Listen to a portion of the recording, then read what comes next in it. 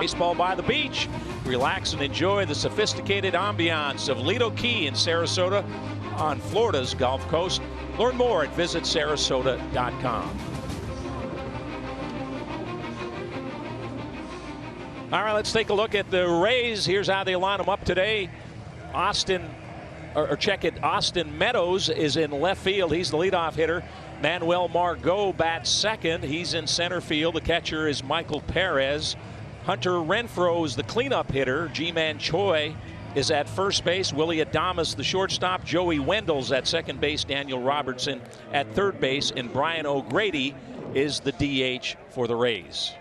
Let's take a look at Asher Wojciechowski. Last season, pretty good numbers. Really an up and down year. 4.92 earned run average. A career best for Wojciechowski. Picked up 4 wins. Saw some brilliant moments in last year's season for Wojciechowski. In July, he had back-to-back starts where he threw over 7 innings. 1 hit the Boston Red Sox. And what he's trying to do this year is try to maintain some consistency, really. An up and down season for him. 31-year-old has really been working hard. You are not going to be able to outwork Wojciechowski, and he's trying to take everything in stride, learn as much as he can, and just find more consistency on the bump this year. Pretty good fastball, low down just with the heater. He's got a slider, cutter at times. Throws that about 11% of the time, and an occasional changeup. It's about mixing the ball up and keeping it off the barrel. All right, Austin Meadows steps in. Take a look over at Doug Brocale, the Oriole pitching coach. Everybody's got lists with them now when you have this many guys in camp, right? It's tough to keep up with everybody. Austin Meadows, big year for the Rays last year. He was co-MVP with Charlie Morton, who was third in the Cy Young voting, so it tells you the kind of year he had, only hitting .083 in the spring, but I don't think they're in panic mode with him. He's got a pretty good track record.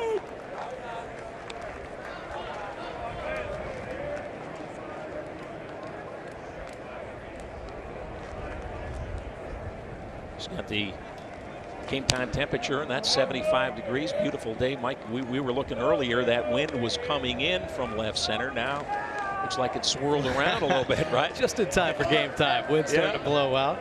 Hitter's best friend for sure.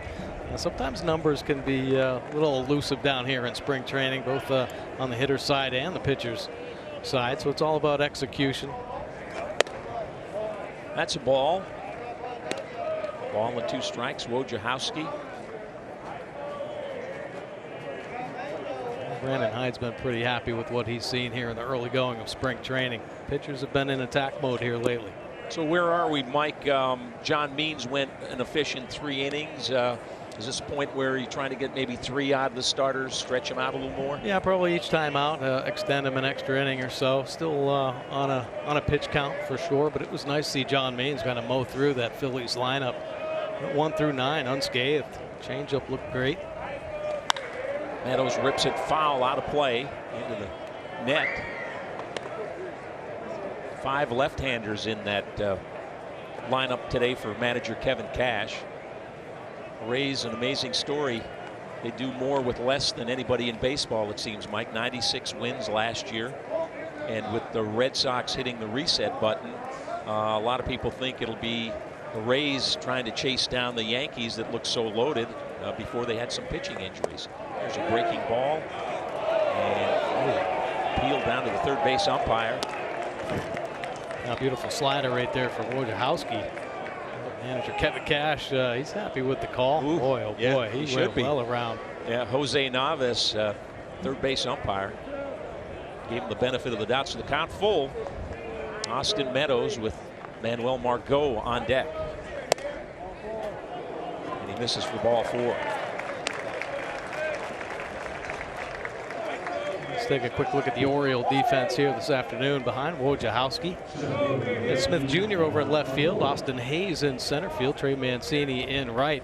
Nunez over at third base with Chris Davis at first. And turning 2 up the middle. Pat Valleca and Velasquez, both young players fighting for that utility spot up the middle and moving around. It's more of the super utility type players. I think there's a bulk of these players are going to have to show what they can do both in the outfield and infield. Doing the catching, of course, Chance Sisco. And Mike, I guess, I don't know if the words utility or versatility, right? But that certainly helps when you're fighting for that last job on the infield. Absolutely. Or outfield, right, as the case may be, with a guy like Wilkerson who could play both. Yeah, I think with the extra man, you know, managers, especially Brandon Hyde's going to look for somebody with that either extra defensive ability or somebody that can potentially steal some bases. Velasquez, tremendous speed, leading the team here in spring training. 4 stolen bases this spring.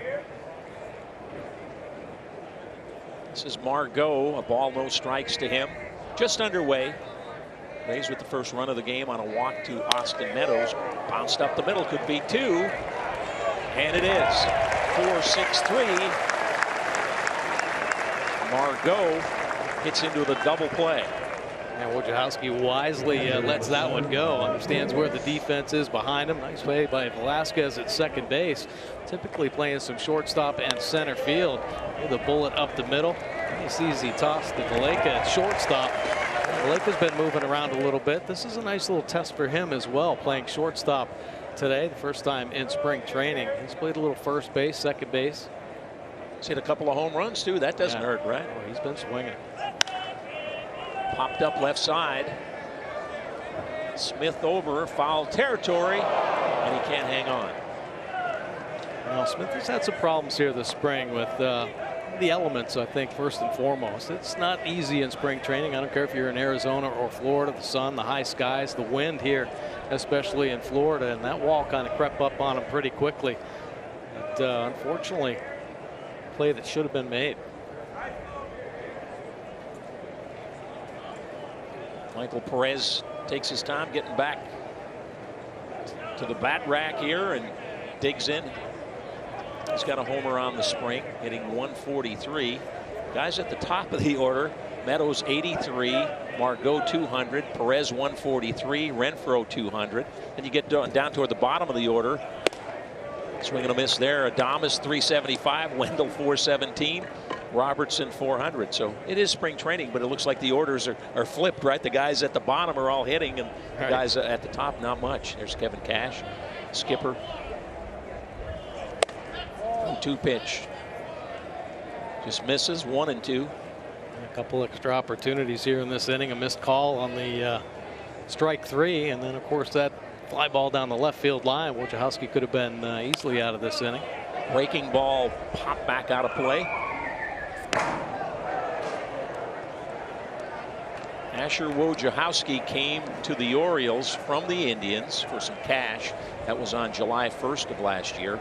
Had a big year in the International League. He was 8-2 with a 3.61. He was an International League All-Star. And by the way, his 13 letters are the longest in Orioles history. Bounce down to Chris Davis. He'll take it himself. And that's the top of the first for the Rays. Birds coming to bat. No score here in Sarasota. Followed Martin Cervenka and Andrew Velazquez.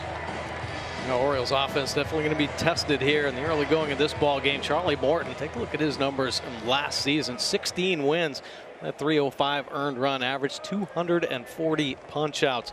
Monster curveball, throws it about 40% of the time and has not lost a bit of velocity. He can still get it up there in the mid-90s. Fastball strike to Austin Hayes. Well, you mentioned the numbers. He was 5th in the league in wins, 2nd in ERA, 5th in strikeouts, 5th with 33 starts, and there's not much he didn't do. There's a looper to the right side. Choi up with it and gets the out at first. And spinner down there. Just a quick look at the Rays defense behind Charlie Morton here this afternoon. Meadows, Margot, and Renfroe from left to right in the outfield. Adames and Wendell are going to be turning 2 up the middle. Robertson over at third base. G-Man Choi at first. And Perez doing the catching this afternoon. Austin Meadows, how about that trade, boy? The Rays last year sending Archer up to Pittsburgh, and they got the deal of the century. Absolutely. Austin Meadows, a stud in the outfield. Of course, and Archer, a very ordinary year in Pittsburgh, too. Right. Mancini takes wide for ball 1. Charlie Morton gets better with age, right? 35 plus, 240 strikeouts. The only other guys to do that, Roger Clemens and Nolan Ryan. That's some good company. Bounced up the middle. Second baseman Wendell up with it and gets the out at first. Impressive play right there by Joey Wendell. Versatile player himself. And a lot of shifts and everything. You typically see shortstop, second base, and third baseman anymore. You just see good infielders, and Wendell one of them. A little chopper here on a two-seam fastball down and away. Wendell gets over on the shortstop side. That is a tough angle to cut back across the body. He makes it look pretty easy. And that gets us to Chris Davis, who's been kind of a camp story. I guess when you're hitting .714, it's worth talking about, right? Chris Davis, 3 homers. That's tied for the lead in grapefruit baseball. He's driven in 5. But Mike, you talked about just his at-bats, right? Watching him in the cage, watching his approach. Well, it's been fun to watch him, really. He's using left field a lot more here in spring training. He's had patient at-bats where he's taken a few walks here in the early going. He's not trying to do too much. And, you know, he talked in the offseason about his weight gain. He's put on 25, 30 pounds here, and he looks much bigger, much like the Crusher of old. And when he gets the bat on the ball, it's been jumping. That's hit well. Deep left center field, back at the wall, and grab back there. Margot had to go a long way to get it. Davis gave it a ride. It's allowed out. We're scoreless after 1. J.J. Hardy coming up when we come back. J.J. Hardy is back with the Birds. Hello, J.J. Hello. How does it feel to put the uniform back on? It's good. I didn't put the full uni on. I don't have it on under this pullover. But, just the pants in general. I mean, it's been 2.5 years, and yeah, I'm going to be honest. I haven't watched too much baseball in the last 2.5 years, so it's good to be here. Well, you lived and breathed the game for a long time, and I'm sure there's something you can offer some young guys that are anxious. We've talked to some of the other guest instructors about how these guys are eager to learn from somebody like yourself. Well, I'll see what I can do. I mean, I'm not going to go out there and start telling these guys to do things. But if they come up and ask, or if I see something, I might mention it. But yeah, I'm just looking forward to getting around the game again. Well, Jose Iglesias is playing your old spot, and the Orioles signed a pretty good one when they brought him to town, right? Yeah, he's got some incredible hands. Fun to watch. JJ, if you were going to talk to, say, a young shortstop like Richie Martin, an up-and-coming athlete, what would your message potentially be? I think it would be preparation, focus, just being ready every single pitch, and how hard that is. I mean, when I first got signed in 2001 and was around all these players that are just as talented as me, I tried to figure out what would separate myself from everyone else. And I think that just being prepared and ready was one of the biggest parts for me. JJ, when you first started hitting spring training camps, who were those veterans that maybe you leaned on and learned the game from? The biggest one for me was Craig Counsell. He was around in Milwaukee when I was coming up, and I just loved the way he played the game. He just made plays look easy, even when they weren't, and just was prepared. I mean, the guy's managing the Brewers now, and we knew he was going to be a manager when he was playing. Yeah. You made a young man pretty happy today, Brennan Reinsinger, an 8-year-old who left the Baltimore areas, moved down here. He said in his journal if there was one guy he wanted to meet, it was you, and we got some video you two saying hello to each other. That was yeah, that was really cool. I actually got to sign that journal. That's a pretty cool thing that those parents are doing every day, having a different question like that for him to fill out. And, it was awesome. It was cool meeting him. Yeah, you made his day. I'll tell you what, I went down there for batting practice. I talked to him a little bit, and Brennan didn't know who the heck I was, but his dad knew who I was. So a little generational right there, JJ. You're not that old. Oh, yeah, I am. No way. Thanks, man. We're just showing him now in the stands with his family. JJ, when you think of the years, and guys, I always say you remember special moments, but you remember the camaraderie, the clubhouse, the guys that you shared your life with during that time. How about for you?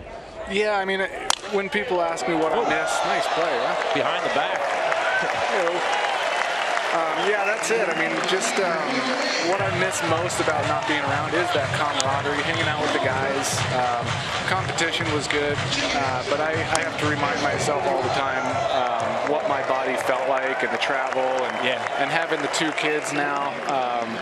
I remind myself of that stuff too, so that I don't miss it so much. Drive myself crazy. How's your table tennis game here? I'm not sure who's got the clubhouse lead now, but I know you dominated in your day.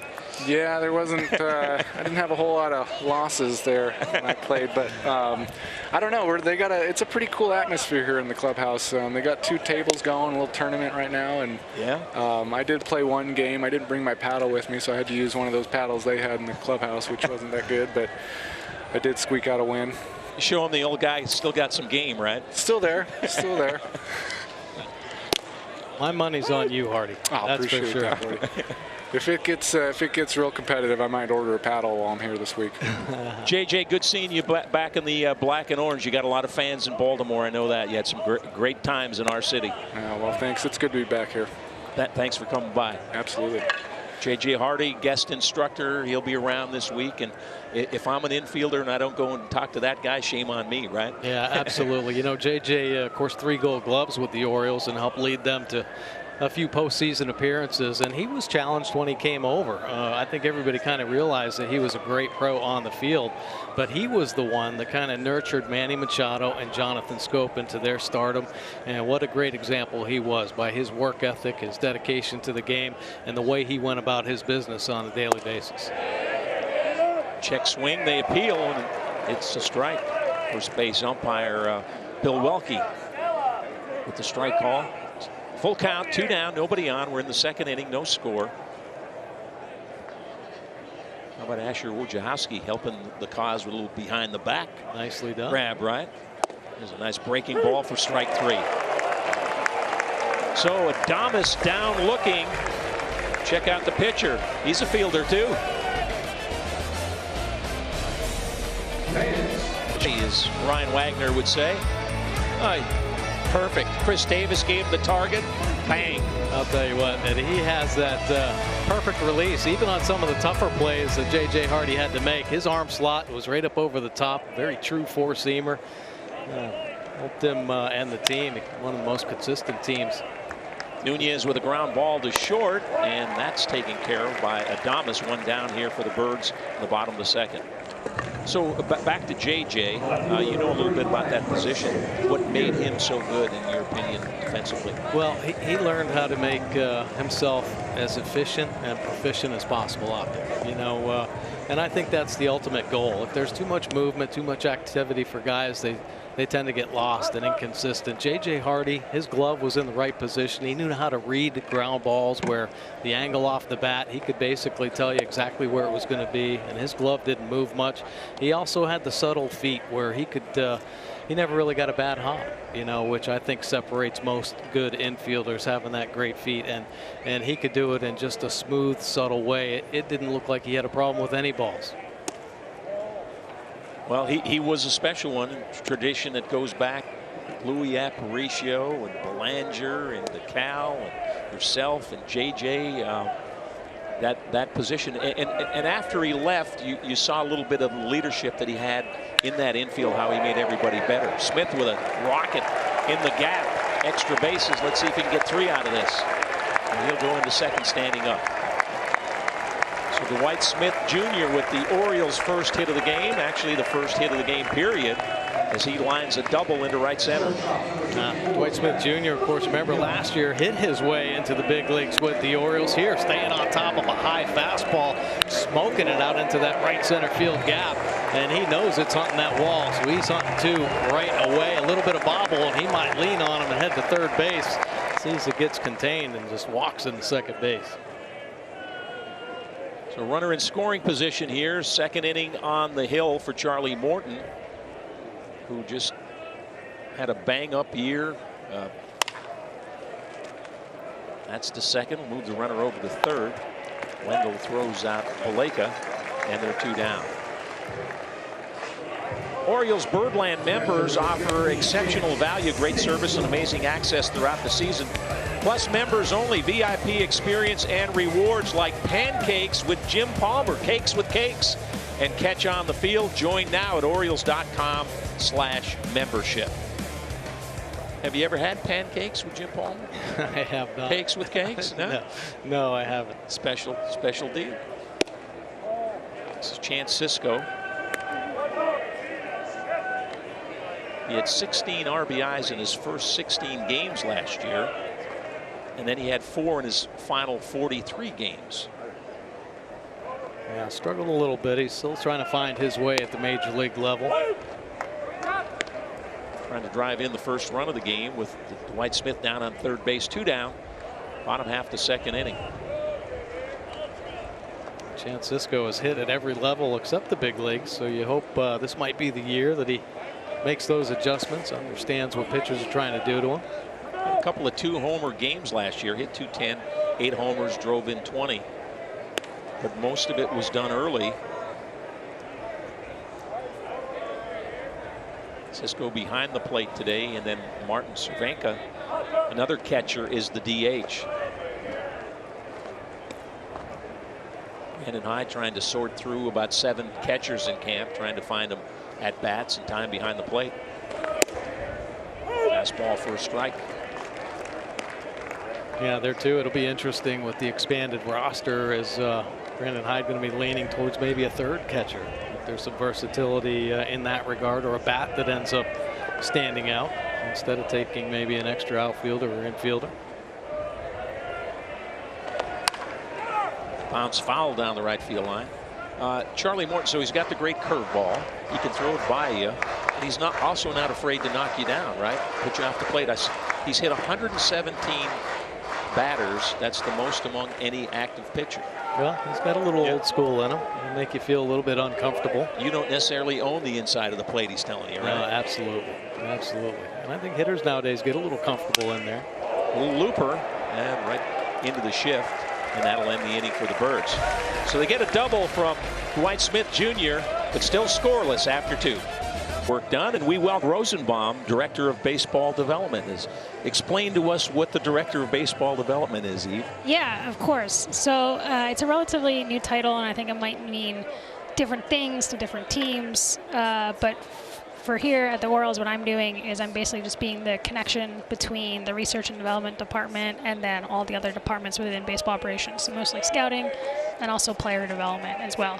So it's making sure that we're all on the same page. Make sure none of that information falls through the cracks, exactly. Right? Yeah, exactly. That's exactly what it is. Fly ball to center field. Austin Hayes back, has a play on this one. And there's one down. So how cool is it for you, growing up in Bethesda, cheering for the Orioles, and now you got the Oriole on? Yeah. You're part of this thing, right? That's pretty neat. Yeah, the word I've been using is surreal, and it's super exciting for my parents. They still live in Bethesda. They're already requesting all their tickets and everything. They're going to get in line for that. When did you start thinking that maybe you could spend your life with your passion for baseball? You were a college player at Harvard, right? Mm-hmm. Yeah. Yeah, so it was when I was in college, I was playing softball, I was a catcher, that I got a couple internships. I had an internship with the Red Sox and then an internship with Major League Baseball, and that there's summer internships. So that's when I was kind of like, oh, maybe I could do this for a living. How great would that be? Well, you studied psychology, right? Mm-hmm, that's correct. College. How did that transition into the baseball side of things? Yeah, I actually think psychology is applicable to everything. Yeah. And there's a lot of college athletes who study psychology. I think Sig, our AGM, also studied psychology at one point in his career. It just applies to everything. It's about how you think and what motivates people. And then there's a lot of writing involved, a lot of making arguments and anticipating counter arguments. And then psychology is also a science these days. It's more of a social science or quote unquote softer science, but you're doing experiments, you're working with statistics, you're coming up with designs and talking about reliability and validity of data, and that's all a lot of what goes on in R&D departments. So it's a good foundational knowledge for everything. I know you don't have to defend what you do for the people you do it for, because they rely on that information, but how about the casual fan and old timers like me? Do you have to defend and explain why analytics is so important, no matter what the sport is today? Information. I don't get a lot of people being aggressive about it and disagreeing with it, but trying to understand it better, I guess. Right? Sure, yeah, there's a lot of people who want to understand it better. I think just like any industry, if you're not in it and the day-to-day, you don't understand exactly what's going on a daily basis. But just like every other industry that you've seen, people have revolutionized the industries and the way they do things as more information becomes available, as computers become available, as data becomes available. I mean, think about the first scouts who went out and used radar guns. Yeah. Like, that was probably revolutionary. And now every scout carries a radar gun. I have a radar gun. So it's just like that. It's as more information becomes available, you want to use it. It's no different than anything that's happened in any other industry. So let's get into your fandom. Who were the O's you loved to cheer most when you went to Camden Yards as a youngster? I was there during the Cal Ripken days. Okay. Yeah, I think that photo has. I thought you were going to say Mike Bordick was your favorite. Well, yeah. Oriole. Mike as well. Yeah, it's crazy to be sitting next to you here. That definitely is very cool. That whole generation of like the early '90s were the players I watched, and my parents used to pick me up from school. We'd make the drive up there, and it was that whole '90s period of the Orioles. It was a really good time to be an Orioles fan. You actually played baseball in your youth, right? I did. Catcher at college, catcher. Yeah. Yeah, but I'm talking hardball. Yep, hardball. Yeah, so that's you don't find that too much, but I know I've done some pieces on some girls baseball down in the DC area down there. Is that what it was? You jumped on? Was it an all boys team or was it a girls team that you played on? Yeah, it was an all boys team. So it was BCC, Bethesda Chevy Chase, which still exists as far as I know, and it was just the local team at my public elementary school, and one of the dads coached, and there were sign-ups, and I wanted to play baseball, so I signed up. It was either kindergarten or first grade. The first year we were the Senators, but after that we were actually the Orioles, and I still have some of my jerseys. So that was, it was like first grade until 8th grade. I played baseball on that team. How did you get into catching? Because that's a fun spot. You're in the game. Both sides, offensively. Yeah. Controlling your pitchers and defense. So I actually got into it because I think it's 3rd grade is the first year of kid pitch, I think. And the coach just assigned positions for the first game. And he assigned me to play catcher. I was splitting time with a guy on my team named Peter. And it was just, you were sort of randomly assigned for the first game. And he assigned me to catcher. But my dad was a catcher growing up. So my dad was like, oh, this is perfect. We're going to have a catcher in the family. And it just stuck. After that, I just loved it. Eve, great seeing you. Yeah. Good luck to you. Yeah, thank you. She's back home with the Orioles. Eve Rosenbaum, Director of Baseball Development. No score here by Wise Markets. Bring the whole family for a day of special events and activities just for the kids. Visit Orioles.com for your tickets. Well, pretty strong 3 innings if that's the limit for Asher Wojciechowski, Mike. He looked real good throwing strikes. He really did. I think the pitchers have been on a nice little roll here lately. Doug Brokaw really jumped him about a week ago, and he said, you better start challenging some hitters, show what you have, challenge hitters in the strike zone. There were just way too many walks the first few games of spring training, and some guys have really taken it to heart. Skied down the left field line and out of play. Wojciechowski, a veteran, 31 years old, kind of knows what he's all about, but he's still trying to make himself better. And like we talked about the first inning, just trying to find consistency with his pitches. His slider looked nice and sharp today, which I think is a good thing. Every now and then you'd see him step back with his fastball command. He might throw it up a little high in the zone, shake his head a little bit, but boom, get right back into the strike zone with it. He's got a nice little cutter as well that he plays off his fastball and slider combination. So yeah, nice day, and good to back up what John Means did yesterday. Cervenka breaking ball. I think Morton wanted it but didn't get it. I mean, you look and you say, all right, Means, Cobb healthy, they are in, and then maybe you go with Wojciechowski, and then it's kind of wide open, right? You've got your veterans, Malone, LeBlanc, and obviously competing. Ground ball down to third. Robertson gloves it, and that's out number 1. Yeah, absolutely, and both LeBlanc and Morton look good. Malone, yeah. Malone, I mean, looked really good. Malone's he's got a little setback going on right now, but he's going to be fine. So it's nice to have a couple crafty lefties in there. I love LeBlanc's age and his fire. He's still got a lot of fire in him, and I think he can help the rotation.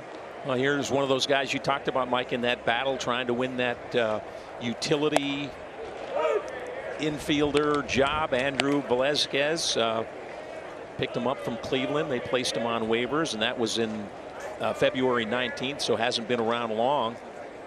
but he has a little major league experience. What do you see from him defensively? Well, defensively, he's got some outstanding feet, man. He can move them. He gets himself in a good position. He's got a lot of athleticism on the field. Nice first step. Stolen some bases. You mentioned that earlier, yeah, right? Yeah, for sure. So he's got that type of speed I think Brandon Hyde could potentially use off the bench. His bat's never really played at the major league level so far. I think maybe if there are more opportunities, he's got some pop. He's got some surprising pop. Not the biggest guy on the field, but when he catches them out in front, they go a long way. He's wiry and strong. Switch hitter. He's 270 minor league hitter. But I was looking. There was a year where he had 50 steals. I mean, he can run. Oh yeah, he sure can. There's been a problem with health, trying to keep his legs healthy with that much running. So there's a little concern in that regard. But I think he could be the type of player that can come off the bench, be solid defensively, somebody a manager can really trust coming off the bench, and definitely steal a big base. There's a little looper into center field for a base hit. A one-out single from Andrew Velazquez, who was hitting .375 coming into this game. Yeah, I think he's learning a little bit more. I think each year a player gets under their belt, and a nice swing right there, catching a fastball, and flipping it up over the infielder's head. But he's got some things that he can do, I think, offensively. He can lay a bunt down, slap the ball around a little bit. That's going to do it for Charlie Morton. Pitching change. We'll return right after this. Interesting delivery here as you see his numbers. Opponent's hitting 280. Righties at 268. Lefties, believe it or not, 318, which is a little surprising because he's one of these deceptive pitchers. The ball tends to get on you a little bit. We'll watch here how he hides the baseball on his left side. Bounce to short, second for one, and back to first. Troy gloves it for the double play. So pretty efficient relief pitching, right? One pitch, 2 outs. Nice job on the bump today. 3 strong innings, helping himself defensively. Nice little glove action behind the back. Had a couple punch outs there. A nice slider down and away, and another one to get Robertson. 3 innings pitched, just 1 walk for Wojciechowski. Pretty impressive stuff. A couple Ks. Now Bruce Zimmerman, local Baltimore kid, pitched last year in AA and AAA. 25 games, had 24 starts. Pretty good fastball slider combination. Occasional change up mixed in there. And he's looking to kind of make a name for himself. Strong year with the 7 wins and that 3.21 earned run average. Yeah, what a great spot for him. Loyola Blakefield in high school, and was at Towson University. And now he gets a chance to pitch for the hometown team. Bruce Zimmerman came from Atlanta. He was involved in the Gosman Darren O'Day trade. Evan Phillips also part of that. A real good opportunity here for so many young arms that had success last year. I think the Orioles organization to this point is really kind of building up some of the young arms through the minor leagues. And Zimmerman, one of those big arms that put up some pretty good numbers. So here a chance to kind of showcase himself. You never know, making an opportunity soon in the big leagues. Top of the order, it's Austin Meadows. Meadows walked. He's the only base runner for the Rays thus far, but he was wiped out. Next hitter, Margot, hit into a double play. Wojciechowski faced the minimum 9 in his 3 innings. Well, you like to see that. Zimmerman comes in and right away heading the count 0-2. Gets him swinging. Back-to-back sliders to finish Meadows there. And you're right. These pitchers have to stay in attack mode. And if you want to impress the pitching coach and the manager, you better do it all spring long and show that you've got some stuff that'll work in the strike zone. Real nice slider to get ahead with strike 2, and then power slider down in the dirt. Meadows swinging over the top. Zimmerman looking in at Manuel Margot now, one of the top outfielders in the National League. He can go get him. And he swings a pretty good bat as well. He bounced into that double play first time up, 4-6-3. Another strike. We always talk about the Rays being exceptional with their pitching, and they just keep producing. It's like a factory there in the minor leagues. They'll make trades, get pitchers out of there. Next thing you know, another one steps up, comes up from AA with a big arm. But offensively, they could do a lot of things as well. They've got some nice young players. They're not afraid to use the whole field, and really kind of the more the old school brand of baseball. Well, they'll slap it around the whole field, tough to defend, and they're the team that takes the extra bases. They've really got a nice little thing going over there in Tampa. Well, we said Morton third in the Cy Young voting last year. That's fouled back out of play. Prior year, Blake Snell wins the Cy Young award, so that pitching just keeps coming. And I'll tell you what, if Snell can step back up again, last year an off year, he can get back up there and get to that Cy Young caliber. Look out. Yeah, they won 96 without him for much of the year, right? Battling injuries. Yeah. Check swing, and he rings him up. So Margot down on strikes. First base umpire Bill Welke brings him up. Yeah, another power slider right there from Zimmerman. Of course, getting the lefty on one, it's tough to get the righties. And this one aimed at that back foot. Keeps it down low, throws it hard. That's an 89-mile-an-hour slider right there. So looks like the heater coming out of the hand. And nice action down and in. Back-to-back strikeouts. Bruce Zimmerman. This is Michael Perez. Bounced out in the first inning. Takes a ball.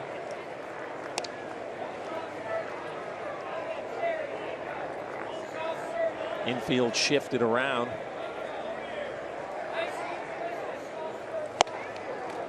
Big swing and a miss there. Coming out of his hand pretty good. 94 miles an hour on the last two fastballs. So showing the good velocity. The hitters have to play that fastball up a little bit, and that's when that secondary pitch, that slider, comes into play. Threw it by him again. 1-2. So ahead in the count again is Bruce Zimmerman trying to strike out the side. Last year between Bowie and Norfolk, pitched to a 2.58 ERA in those 17 starts at Bowie. Fly ball left field and deep, way back, and that is gone. Out of the house for Michael Perez, and the Rays take a 1-0 lead.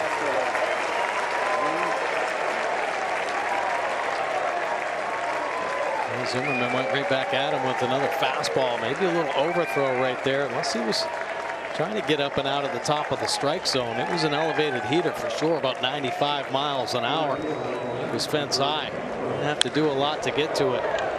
Now Cisco wanting it down and away. You see the glove, and then he reaches right back up to the top of the strike zone, found that barrel, and off it goes. Missed his spot, yeah.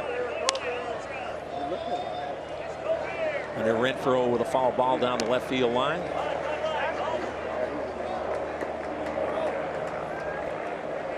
Second homer of the spring for Michael Perez.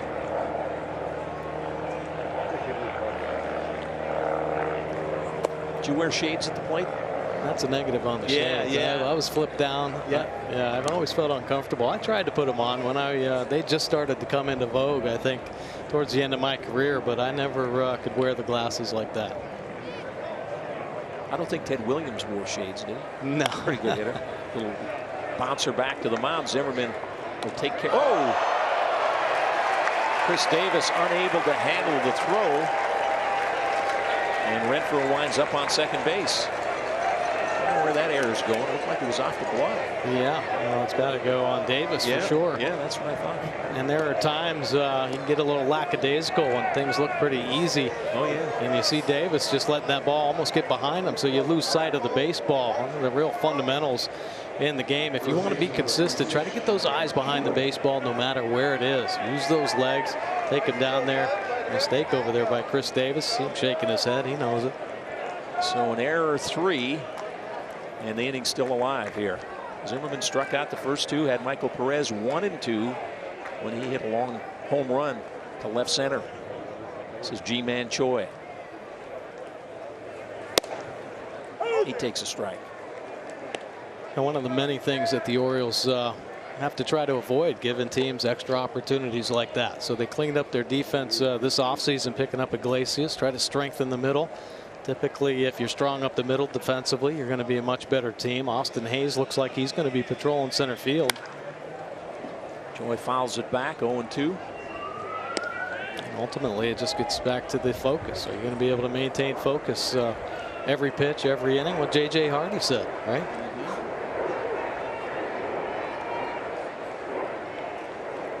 Yeah, whether it's the 4th inning in a spring training game or the first inning in the 7th game of the World Series. Well, right here is where you practice your good habits.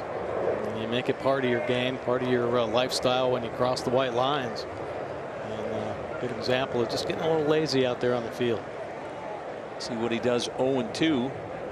Get Joy to chase something outside the zone.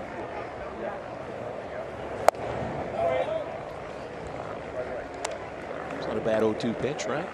Beautiful breaking ball. Thing is now that Choi's seen a number of hitters in front of him, so he's aware of what that out pitch is going to be. He's targeting that hard slider down in the dirt. And Choi's been around now for a while. Strong year last season. Up and in. Is that setting up down and away now? Well, you would think. Yeah. And he should target there. So, yeah, brush him back off the plate. Hopefully open up that outside corner with the hard slider.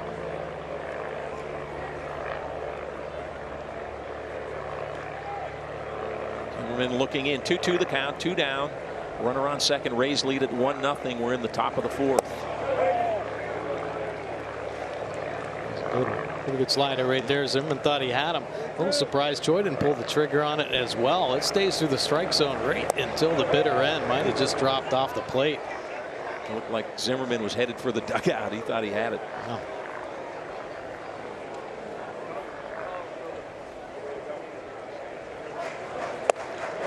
Full count, and he was leaving again, I think. Wow. Well, he got it up a little bit. Must have been just off that outside corner.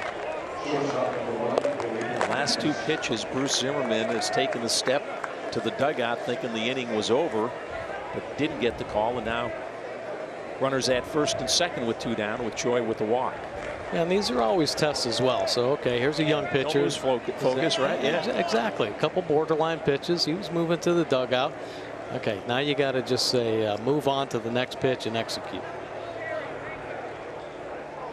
Adames, Ray shortstop at the plate. He's got some pop in that bat.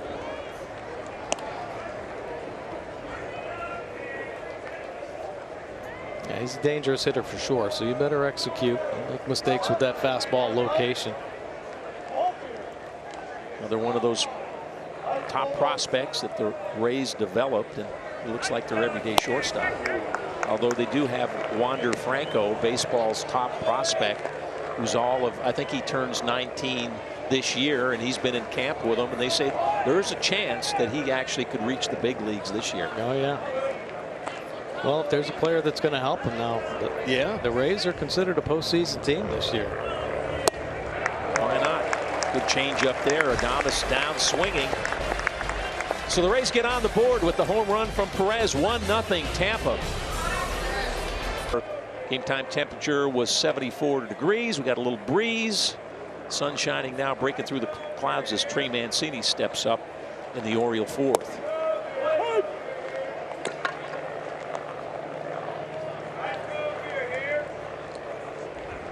Mancini came in at .333 on the batting average. And I would think he would be one guy you could pencil in and kind of know what you're getting now. He's been around long enough that you know what Trey Mancini is, and a lot of that's real good. Yeah, absolutely. Boy, he's had himself a very good spring. You know, he's always been a great worker, a true pro, working at his craft offensively. He just got dealt on, though. A couple good changeups in on his slider. Yeah. Nasty pitches there to Trey Mancini, and he's going to be seeing the best. You know, that's the thing. Trey Mancini pounded out over 30 home runs last year, and he's going to be challenged. Take a look at this delivery from Beeks, how he hides that baseball on that left hip. He's got a sweeping leg action with a little hesitation there. So deception playing up, obviously, for Jalen Beeks. And I know we talk all the time about spin rate on fastballs and breaking balls, but deception plays well in this game also. Here's Chris Davis. He hit the ball well to deep out to the track in left center his first trip. Yeah, it seemed like the wind shifted just when he laid into one. Yeah, now it looks like it's kind of right to left, blowing over toward the left field corner. Yeah, he hits that same ball, and that one, it's going to be long gone. Jalen Beeks, 5'11", 215-pounder. All back out of play. set a club record with a 10-game win streak. He won his first 5 and then had 5 wins from the season before. So he had a 2-season 10-game win streak, and that's a club record. 104 innings out of the pen, so that arm got a lot of use. Like he took something off of that one. Yeah, good change. Well, he's primarily fastball changeup pitcher. Like another one, good one right there. The manager loves a guy like him. 92 innings out of the pen. That was second highest in the major leagues. So Kevin Cash knew what he had with Jalen Beeks and used him a lot. 3+ innings in 19 consecutive appearances, and that some of those were he was an opener. He just takes ball 4. So Chris Davis adds to his on-base percentage. Well, he's continued to show a real good eye. Has not chased much. I think the confidence now that he has with the extra muscle on the frame feels like he doesn't have to try as hard. At least that's what he said over the offseason. He said he had lost so much weight. He was trying to hit home runs, and that extra effort kind of hurt him. So here in spring training, he's been a lot more quiet, patient at the dish, taking his walks, and not really forcing things. At the game we did last week, Mike, he had 2 walks, and I think he was 1-2 and 0-2 in those 2 counts. Worked his way back, fouled off some pitches, so real productive with bats. He doesn't have any hits on the board today, but he hit a ball, smoked it to the warning track, and now worked a walk. Well, I'll tell you what, if he can be half of what he's was 4 years ago, he can make an impact in this lineup. He'll end up pitching around him more, give other guys opportunities to drive in runs like this young man right here. Boom, ripped that one just foul. Hooked it down the left field line. Nunez 31 homers last year, so he kind of put his name there that he's a legit power hitter in Major League Baseball. He puts up power numbers in the minor leagues, but got an opportunity and made the most of it. Oh, you got that right. Yeah, great bat. Has always had a big bat. Coming up through the minor leagues with the Oakland A's, and the Orioles take a look at him, and he's produced. There you see Trey Mancini 35 home runs, and Nunez a big 31 home runs. Ripped that one into the dugout. And he's been man down. I'd like to see that. No, trainer's over right away. It's pretty hard to hit a ball where he hit it. Down and in breaking ball. That's Ryan Thompson. Man. Oh man. Pitcher Ryan Thompson, the injured player.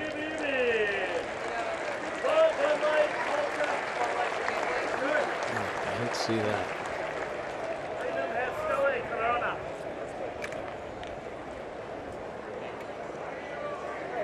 And they put the netting up to protect the fans, and well, he hit it right in the opening, right? Right through the opening there. 0-2 to Nunez. Chris Davis down at first base, 1 down. Rays lead the Orioles 1-0 here in the bottom of the 4th. Orioles on the road now. They're going to cross the state for the next 2, and Brandon Hyde, prior to the game, said that they will take all their position players. They may send some back after the first game, but most of the guys are going to be on the bus. Yeah, absolutely. I think that's a good thing. And they'll come home on a second bus after tomorrow's game, but you really need to do that. I don't think there should be that much separation. Keep the guys together as a unit, especially with the way they've been playing. I mean, a lot of things working well together. You never know. Yeah, Brandon Hyde had said earlier, I think it was a week ago, that it's not so much the wins and losses, but it's the result that gets you there. How are we playing? Are we playing well defensively? Are we getting good at bats? And I'm sure he's got to be real pleased with what he's seen over the last week. Oh, absolutely. Nunez, foul ball, just foul. Well, there's a lot of competition in camp anyway, with so many open spots, potential opportunities for so many guys, and that kind of breeds a little bit of that, where you're going to get the most out of players. But even in their drills, they're making it more like a competition-based drill set. I talked about Don Long in the opening, the Orioles hitting coach. And every time there's a work day on the backfield, they have some sort of drill, whether it's either a breaking ball machine or a fastball machine, popping it in there about mid-90s, and they'll have competitions against each other. and they separate, have teams, and it's a lot of fun. And I think that just breeds that winning type of attitude. Nunez, high fly ball, left field and deep. That's going to get out of here. It is gone. So Renato Nunez with a 7-pitch at bat. Got the pitch he wanted, gave it a ride, and the Orioles take a 2-1 lead. Such a dangerous hitter. Man, oh man, falls behind. You make a mistake to him. That looked like a pop-up when he first hit it, Mike, and it just kept carrying and carrying. Well, I think he knew he got it. He posed up a little bit in the batter's box, and you think about it, nice AB by Chris Davis, passed the baton a little bit, and you get a big slugger like Nunez up there, and boom, Orioles have the lead.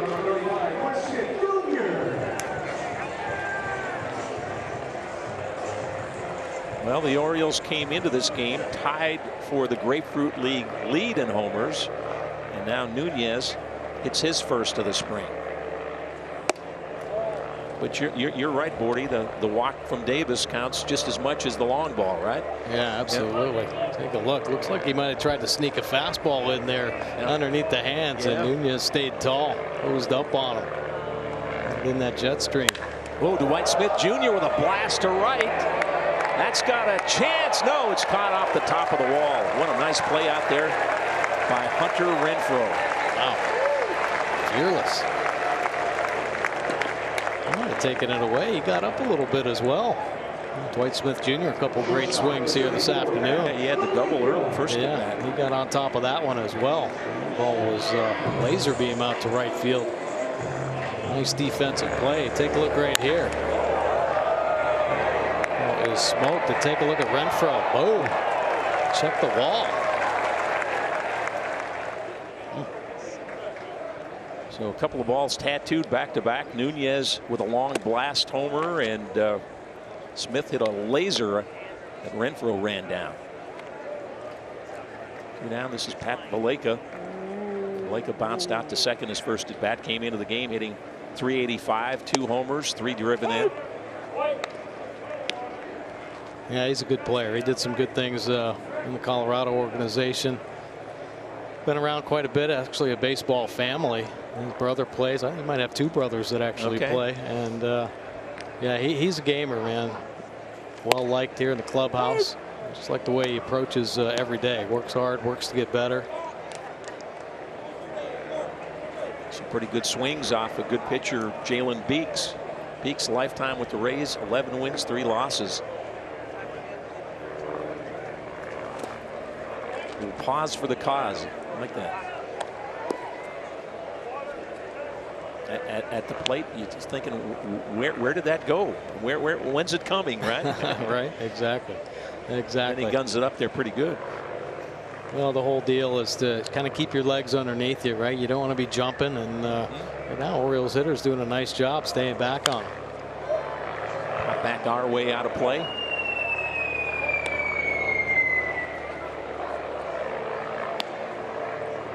Really so important. One of the messages Don Long passes along to his hitters, the ability to stay in your legs. If you drift forward too much, you lose a little bit of your power, and you lose sight of the baseball, the head movement. Don Long, a really exceptional hitting coach on the mental side as well, trying to keep this group as positive as possible. And Baleka serves it into right field for a base hit. Make contact, good things can happen. Really just the approach, staying inside the baseball. Lead with the hands, keep that barrel up a little bit, and you're going to give yourself more of a chance.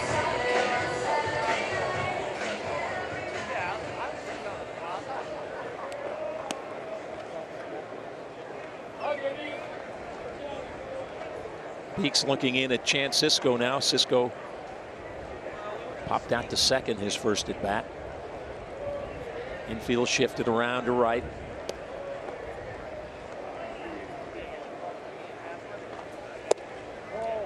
Shows bunt. Thought about dropping one down that left side. Yeah. A little 2 outs. We passed the baton situation. Got it wide open over there. Things that the Orioles offense are really going to have to look for throughout the course of the season. Take advantage of these opportunities. They give it to you. You really have to use it to your advantage. They've been working hard on base running. Obviously, spring training, there's a little bit more emphasis on some of the things that younger players need to pick up on, like balls in the dirt. And Beek snaps off a slider right here. Look for Valeka to take advantage, get himself in a scoring position. This is something the new first base coach got in his ear about. That's a strike. Ball and a strike, 2 down. Valeka down at first base. Orioles have taken a 2-1 lead on a 2-run shot by Renato Nunez. Anthony Sanders down there, and definitely with the 2 outs on the board, saying watch for that breaking ball down, get yourself in the scoring position. There he goes. Big jump, and Valeka in with the stolen base. He just said, how about you just go on this pitch? Man, oh man, great jump. First move. Lefty on the bump. As soon as he lifts his leg, he's off and going. We talked about Beeks' hesitation. Adames trying to deke him that the ball was in center field, but Valeka's not buying it. All right. Now he's a middle infielder. He knows what middle infielders do for sure. Well, it'll be interesting, the roster configuration, Bordy, because you lost VR, who could steal 40, 50 bases, and you think, well, the probably won't run much, but there are still some guys here with speed, and I think Brandon Hyde wants to be aggressive. Well, I think they really have to be. They have to push the envelope. Some of these young players really have to find out what they have inside the tank. Like we said, there's opportunities all over the place. You don't necessarily have to be a base stealer to get yourself in the scoring position. Cisco down swinging to end the inning, but the Orioles get a couple. Renato Nunez takes one out of town.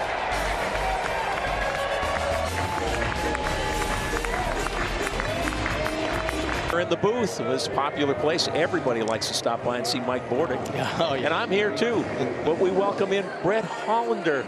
Congratulations, man. You're part of this deep depth team, right? We all got the shirts now. We all got the shirts. Yeah, we match. He's got his mask and shirt on. It's a great place to be. Florida, sunshine, baseball, tough to beat, and 2 great guys. Why wouldn't I want to stop by here? Well, you're going to be involved, and people are going to hear and see a lot of you throughout this baseball season. And I know nobody's more happy about that than you, a kid who grew up in Baltimore, who had a passion for the Orioles, and now to be a part of this thing, you got to be thrilled. I got a cassette tape, Scott, leaving Camden Yards one day. Chuck Thompson's greatest hits. I wore that bad boy out every night. I think I listened to it every night for 3 consecutive years going to bed. So, yeah, dreams do come true, Scott. No question about that. Great to have you on board, and give the people a little preview of some of the things you're going to be doing this year. Well, what I really like about it, what makes it special beyond just covering the team I grew up living and dying with, the variety of it. I'll be doing a lot of Orioles Extra this year, pre and post game, a lot of sideline reporting, in game, and even some radio play-by-play over the course of the 6-month campaign. So a lot of variety, and I think it's all going to be a whole lot of fun to cover. Well, we all know what's happening here. It's a building from the bottom up process that started a while ago, and it probably still has some life, but tracking some of these young players. We just saw a kid that pitched at Loyola, Bruce Zimmerman, strike out the side last inning. It's going to be fun to watch some of these guys, from Adley Rutschmans through the Zimmermans. You know, on my way here, thinking about some of the players I really was excited to see. It's such a deep list. It's not just Adley. Obviously, guys like Rutschman and Hayes will grab a lot of those headlines. I'm really curious about players that we know who are due to take the next step. Tanner Scott, obviously among them. Guys like Miguel Castro, is it his time? Even the Brandon Kleins, who's off the 40-man roster, Dylan Tate. You can get competitive really quickly if you can build arms in the back end of a bullpen. And they have a lot of arms. But the question is, as you guys know, and Mike, we were talking about this, can they take the next step? But it's not really a question of talent in my mind with a group like that. No, absolutely. I think you probably know the Orioles a pretty unique situation with the minor leagues being so close to home, right? So look at that P on Diaz, right? Oh, goodness. That's the tools they're talking about. Yeah, Diaz out in right field, and he has got a hose. You run on that one, you may pay. Hey, we were chatting earlier prior to the game, and you had a good Mike Bordick story, right? This is a good Mike Bordick story. Mike Bordick, who in 2000 at the trade deadline was moved. He's having a career year. I think it's fair to say, Michael? Absolutely. You're having a career year with the Orioles, and the Orioles had fallen out of contention, as typically happens around late July. Bordick is moved to the New York Mets. The next day, I happen to be on a car trip with my parents and my family. We're driving to New York City, and I'm like, I think we're in range to catch New York Mets radio. I turn on New York Mets radio. The first thing I hear is a Mike Bordick home run in his first at-bat as a New York Met. And actually, our car on the New Jersey Turnpike erupted. Erupted out of excitement. How did we get rid of that guy? How did we get rid of that guy? What's so special about a Bordick homer? That's all he did was hit dime a dozen. He could pick him at short, and then he was the guy usually wanted to intentionally walk Scott. So yeah. But how about that homer? Do you remember that? We were talking about that earlier. Oh my gosh, you kidding me? That was one of the highlights of my career. Really? Sure. Yeah, definitely. Yeah, I didn't hit many there at Shea Stadium. I hit a few at Camden Yards, but Shea Stadium played a little bit bigger than Camden for sure. Do you remember who it was off of? No, I don't, but I know it was off the Cardinals because Tony La Russa was the manager over there, who was my manager. Your old friend. When I came up, exactly. It was a fun year, though, because I ended up going to the World Series, obviously, and taking on the Yankees. Yeah, I was thinking about it a lot beyond my Mike Bordick memories, which run very deep, as you can imagine, Scott. Thinking about just a lifetime of Orioles memories, and there are so many obvious ones. If you were fortunate enough to watch, listen, or be at 2131 on September 6, 1995, but even recently, how about the Delman Young? Of course, that jumps Tigers, out. Yeah. I think about September 6, 2012. I was thinking about this on the airplane the other day on my way to Sarasota. Matt Wieters hits a home run. It was Cal Ripken night at the ballpark. We all woke up. It was after Labor Day, and we're like, this team is in contention. And Wieters hit a 3-run homer off the Yankees in the first inning. And if there was a lid on Camden Yards that night, it would have blown clear off.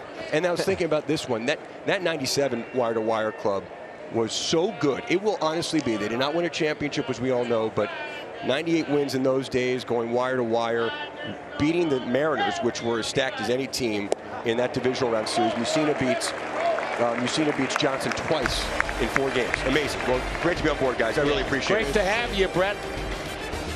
Orioles coming to bat. They're on top 2-1.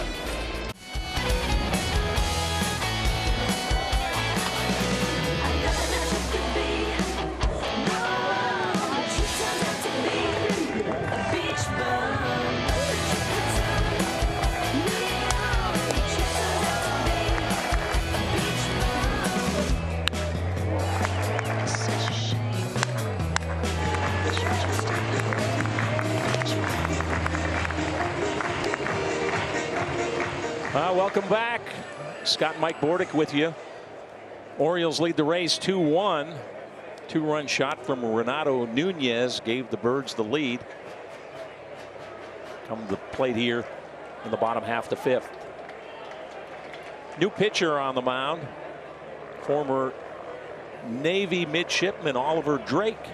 Yeah, once donned the Baltimore Orioles uniform. Yeah. See Drake 50 games last year, 5 wins. A really nice job for the Rays.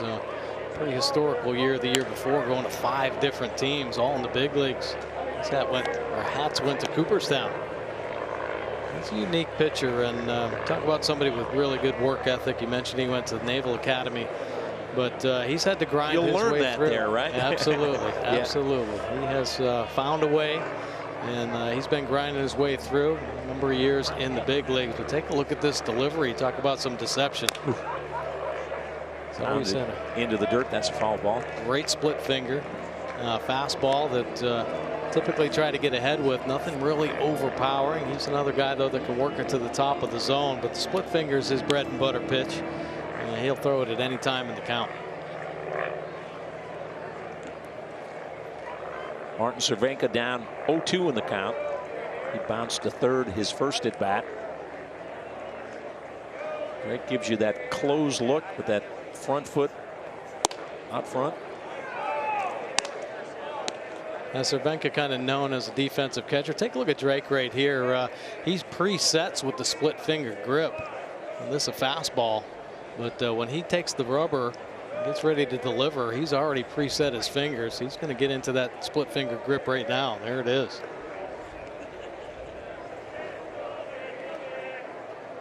Comes the 1-2. That's wide. Count evens at 2-2.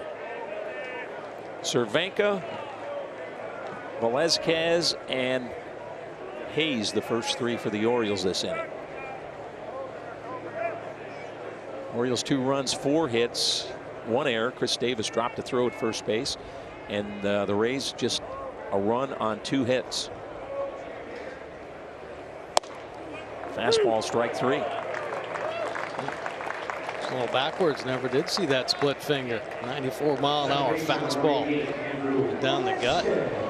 Cervenka looking for that splitty. Locks him up. So what you're saying is the threat of that splitter basically sets up everything else, right? Well, he throws it like 50% of the time. You know, old school thinking, though, never get off that fastball, just to the secondary pitches.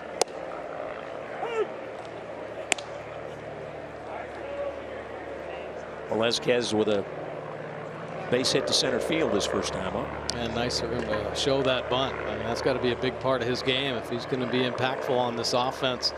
Help his batting average for sure. Get himself on base.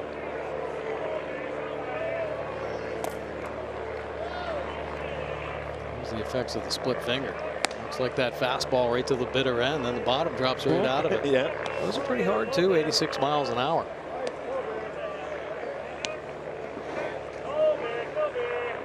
And he too has some deception. He's a big kid, tall guy, kind of gets in a crouch and then a long arm stab. This wide there, 1 ball, 2 strikes to count.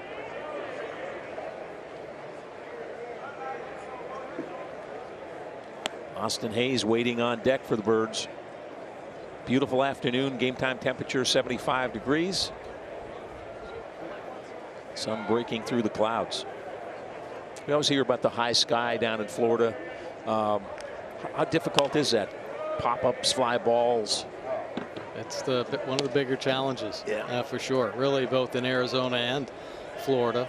Florida, a little bit more wind. Of course, if the clouds aren't around, you do get those high skies. It's really challenging, and you know, I think a lot of teams spend a lot of time actually in pop fly priority drills, especially nowadays with the shifts. I think understanding where your teammates are and who's the communication, right? Absolutely, that's a big part of it. 1-2 pitch from Drake. Wide, 2-2.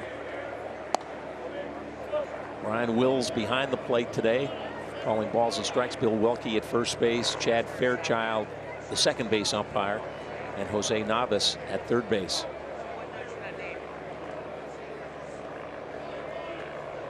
Perez hit a homer for the Rays in the 4th inning, and then the Orioles answered.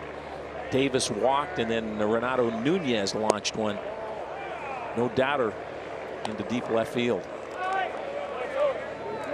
So a couple pitchers step off the mound thinking it's strike 3. That's a new ball too. A couple times with the O's, and now Drake took a hard step off. Thought he had strike 3. Drake didn't like the call. He didn't like the ball. Right. He'll change it all up. Get it out of there.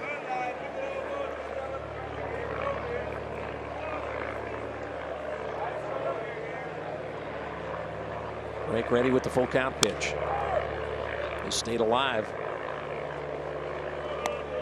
Living for another pitch. Absolutely. Yeah, nowadays it seems like the strikeout's been kind of okay. It's all right if you get 3 chances to swing as hard as you want, but there are some players that you better stay up there and fight and battle. Velasquez is definitely one of them. The Orioles don't have, I mentioned a couple of their power hitters in Trey Mancini, Nunez, Chris Davis, but most of them really need to stay in there and battle. Fight for pitches, fight for mistakes, and make pitches work. 9th pitch coming up, so Velazquez making Oliver Drake work here. Yeah, absolutely. He's doing his job for sure. That's number 88 since Rene Gonzalez. Remember Gonzo? Absolutely. Yeah. Absolutely. Usually you're assigned 88, but some guys actually want it. Still hacking. Boy, trying to sneak that fastball by him. Pretty good one too. 94 miles an hour down at the bottom of the zone. So, Velasquez doing a nice job staying short.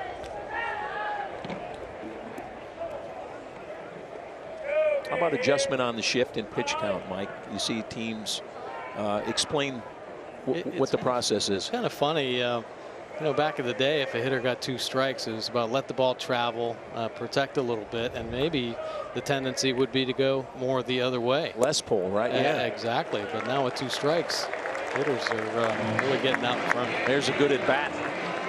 Velasquez works out a walk. Hey, make it a party. Bring a group of 15 or more to Oriole Park at Camden Yards to enjoy benefits like discounted tickets and unique group experiences, plus hospitality options like pregame parties and private suites. Visit Orioles.com/groups. Some Oriole fans enjoying this beautiful afternoon in Sarasota. Ed Smith Stadium. Their promotional gear on. Orioles always run the really good promotionals. Come on, blue. Customers are checking in. And unless that was Oliver Drake. 1 on, 1 down. Orioles up 2-1. Batting in the 5th inning. Top of the order, Austin Hayes. A couple of bounce outs for him. Bounced out to the first baseman his first at bat, and then hit into a double play short to second to first in his second attempt. Well, Brandon Hyde basically said, you know what his skill set is. If Austin Hayes can stay healthy and give you 140, 150 out there in center field, I think you'll like what happens, right? Yeah, can he be an impact player for sure. Yeah, did some nice things at the end of last year, both offensively and defensively. Of course, monster season a few years ago. Yeah, coming like up through 330 something. leagues, Yeah, over 30 home runs, and then a little setback with the injury bug. But looks great here this camp. Really played some exceptional defense. Velasquez, I was going to say, capable of stealing a base down there, and Oliver Drake knows that, keeping him close. Well, Drake typically a little slower to the plate. He's got that longer arm stab, so trying to mix things up a little bit. Keep Velasquez honest over there, shorten him up, keep him guessing.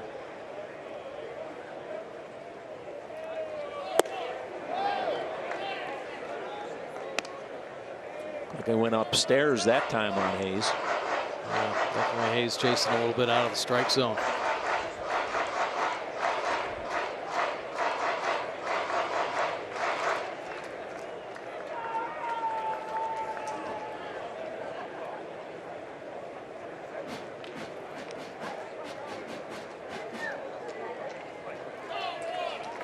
One and 2 coming.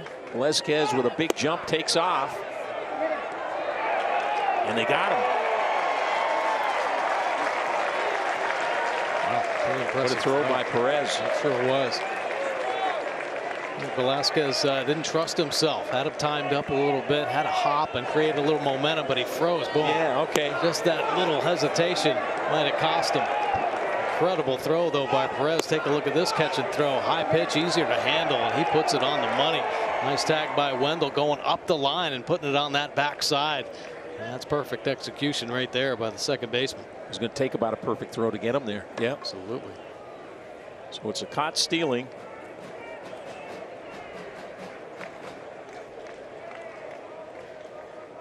Two the count to Hayes. 2 down, nobody on. And he got him. Threw it right by him. Orioles retired in the 5th. We're going to the 6th. Orioles lead the Rays 2-1. Still Cedric Mullins replaces Austin Hayes, and change behind the plate as well. Austin wins, replacing Martin Cervenka. Or Chekachan Cisco. Cisco was behind the plate. Cervenka was the DH.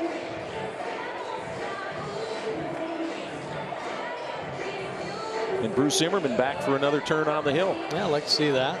Obviously a starter. So stretch him out a little bit. He's got 4 strikeouts in his 2 innings. Struck out the side in the 4th inning, but in between came the home run from Michael Perez and ended the inning striking out Austin Meadows last time up. That's Margot with the foul ball. Zimmerman's looked sharp with the good fastball. Flipped in a couple tight sliders in there as well. With Wojciechowski, yesterday it was John Means and Eshelman went back-to-back. Really shut down that Phillies lineup. And Wojciechowski and Zimmerman going after it.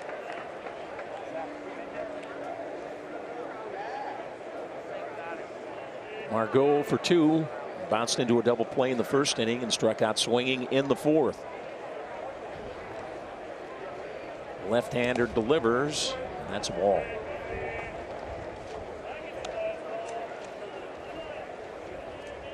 A little overthrow right there on the slider, spiking it. It was just in front of home plate.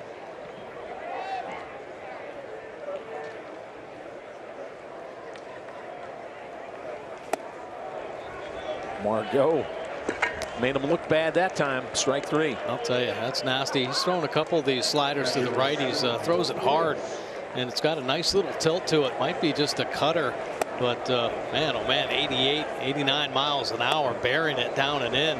And it looks like the fastball out of the hand. It starts off about that belt height, so there's not a hump in it at all. So he's seeing heater, and they're swinging right over the top. 38 pitches so far for Bruce Zimmerman. It's a breaking ball, strike 1.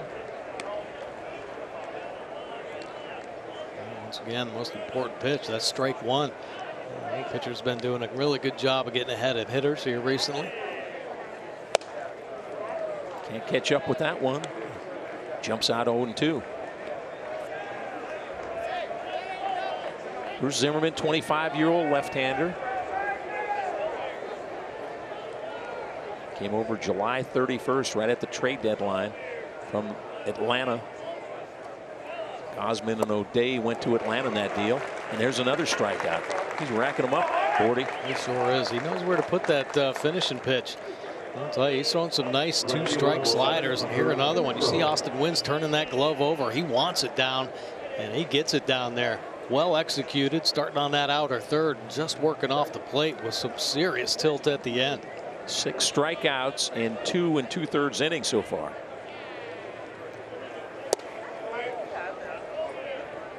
This is Hunter Renfroe, who made a great defensive play, running into the wall in right field on a ball that was just smoked by Dwight Smith Jr. That looked pretty easy too, yeah. didn't he? I mean, fearless going up against that wall.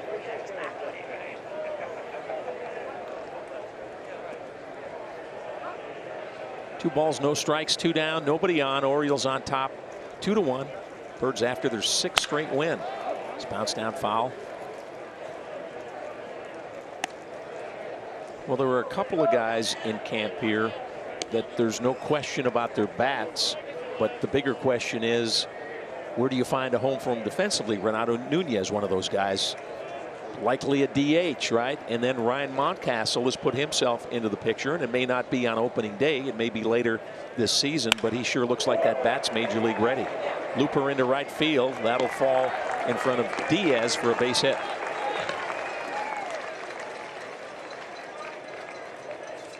Calling all kids.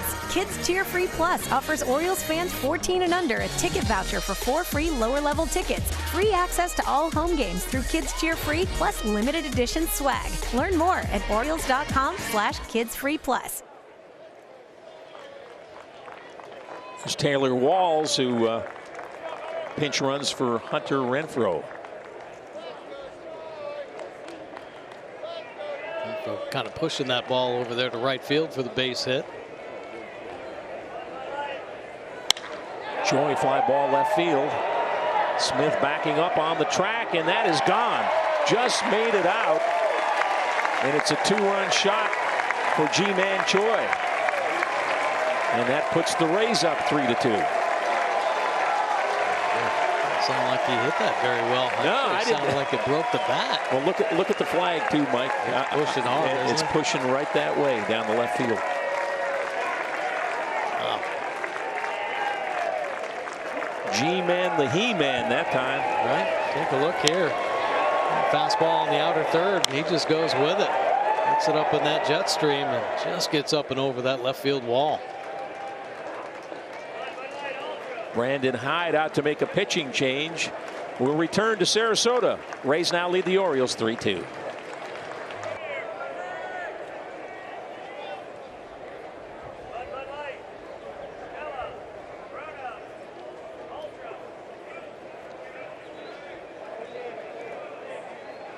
Now Brian Gonzalez now in the game. Take a look at his numbers here. A couple wins spanning 3 levels of the low minor leagues. Good earned run average. First pitch lined into left field for a base hit by Willie Adames. The line on Bruce Zimmerman. The good news is in 2 2/3 innings, 6 hits, just 1 walk. But he did give up 4 hits and 3 runs, all those runs coming on the long ball. Yeah, I thought he pitched pretty well, though. And I think a lot of times, like we talked about earlier, the elements down here can, sometimes skew some numbers. And I think, unfortunately, it hurt Zimmerman there. That last swing by Choi. Yes. Wind blown, pushed it out there to left field. He should feel good about his outing, though. This is Joey Wendell. Wendell had a double back in the 5th inning.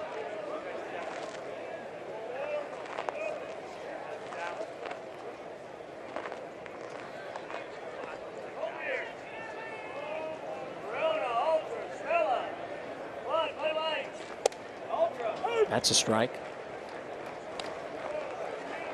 Pretty good breaking ball right there. Worked mostly in relief through the minor leagues.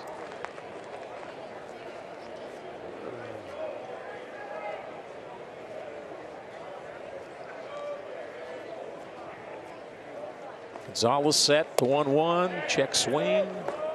And no strike. Pretty good breaking ball here. Back-to-back breaking balls. Nice job by Wins trying to lock it up. Steal a strike right there.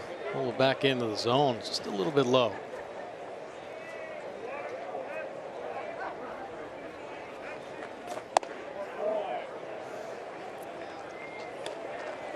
Three and 1.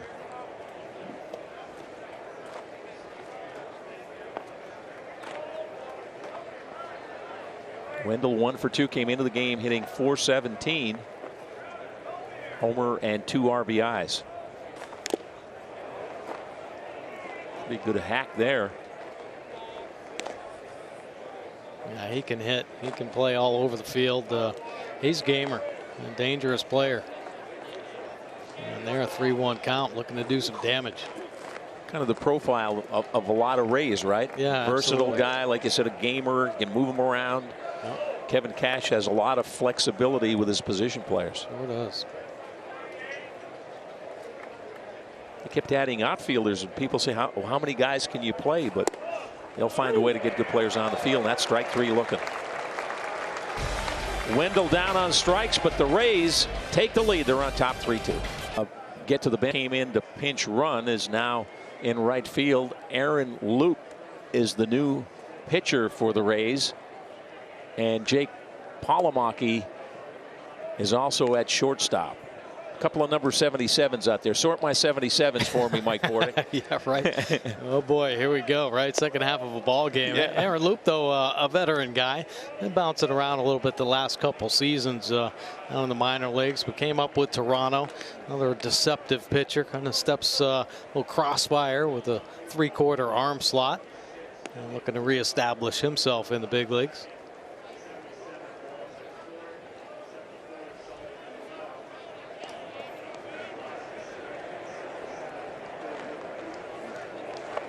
All right, we got a whole new outfield. Fox is the center fielder now. Polomaki is in right field, and Sullivan is the left fielder. There will be a quiz on this in the end, so I hope you're noting at home. I'm glad it's not me. You're good at quiz.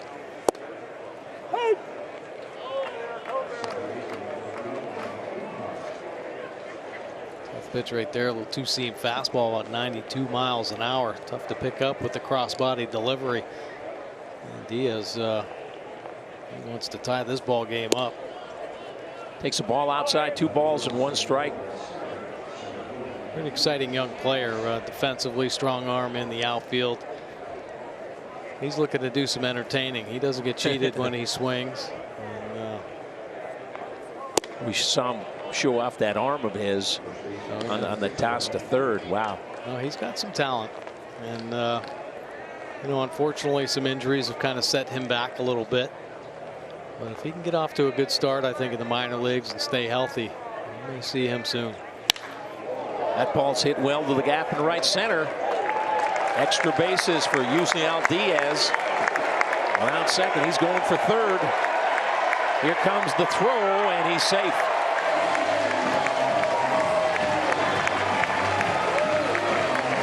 Showing off the speed for sure. Nice job driving the ball out in that right center field gap. But one of the rules in baseball, fundamental rule, don't make the first or third out at third base.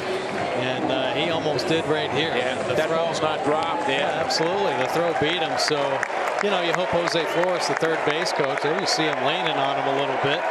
Ball out in the gap, and here comes the baseball. Boom, boom, and he would have been out had the third baseman held on to the baseball, and that would have been something Brandon Hyde would have had to get in his ear about. So Chris Davis faces the left-hander. Tying run on third base. Rays on top 3-2. Orioles sixth inning. More importantly, you hope Jose Flores down there at third base talks to him about it right there, then and there. Hey, man, you had yourself out in scoring position, down by one. No reason to take a chance like that. Davis with Nunez on deck. Chris Davis, 2 productive at bats.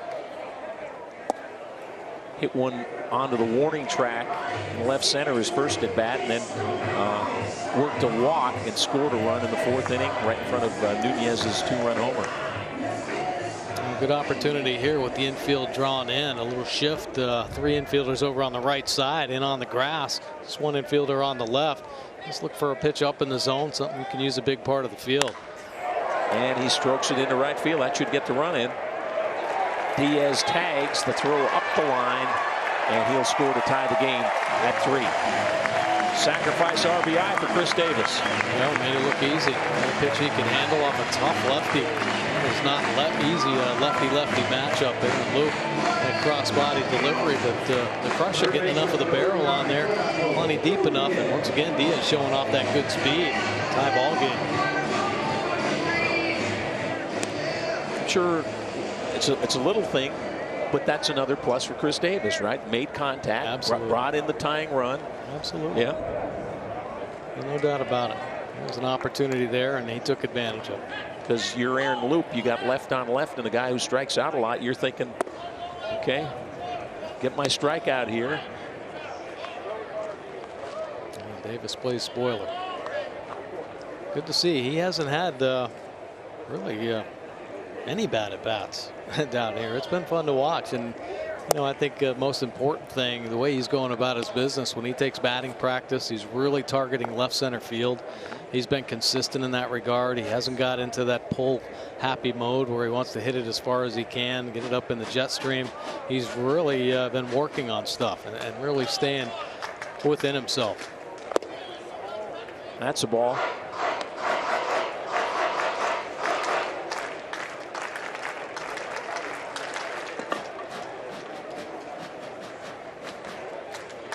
Three balls, no strikes to count to Renato Nunez.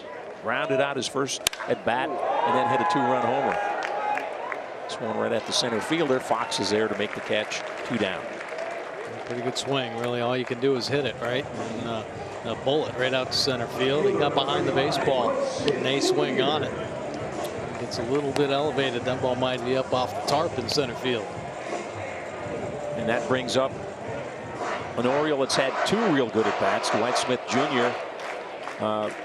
Ripped a double to right center his first at bat, and then hit one that I thought was gone at the crack of the bat.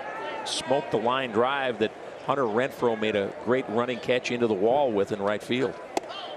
Yeah, he has had some good at bats, and tough little matchup right here. He's going to have to really fight to keep that front shoulder closed. I was just going to say, he looks tough on lefties, right? He comes from that first base side angle. You really have to have a lot of discipline, and once again, kind of target left center. The lefty-lefty matchup. You pull off at all. If there's any leak in that front side, that hip goes out of the way.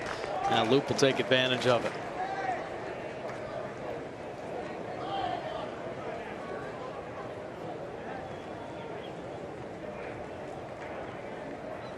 The 0-2. Bounce back to the pitcher.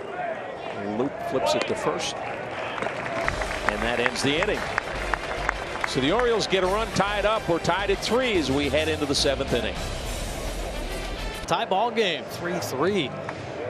Here in new pitching change. Hunter Harvey, good to see him back on the bump. Struggling a little bit early on in spring training. Caught that flu. He'd been going around a little bit. See his numbers from last season. Pretty impressive. 7 games. Just that 1.42 earned run average. He has the power arm the Orioles have been dreaming about. One-time starter in the minor leagues, but got laid up with some injuries. He's come back as a monster piece in this potential bullpen. Can rush it up there about 98 miles an hour with the fastball, a power slider, and a nasty splitty to go along with it.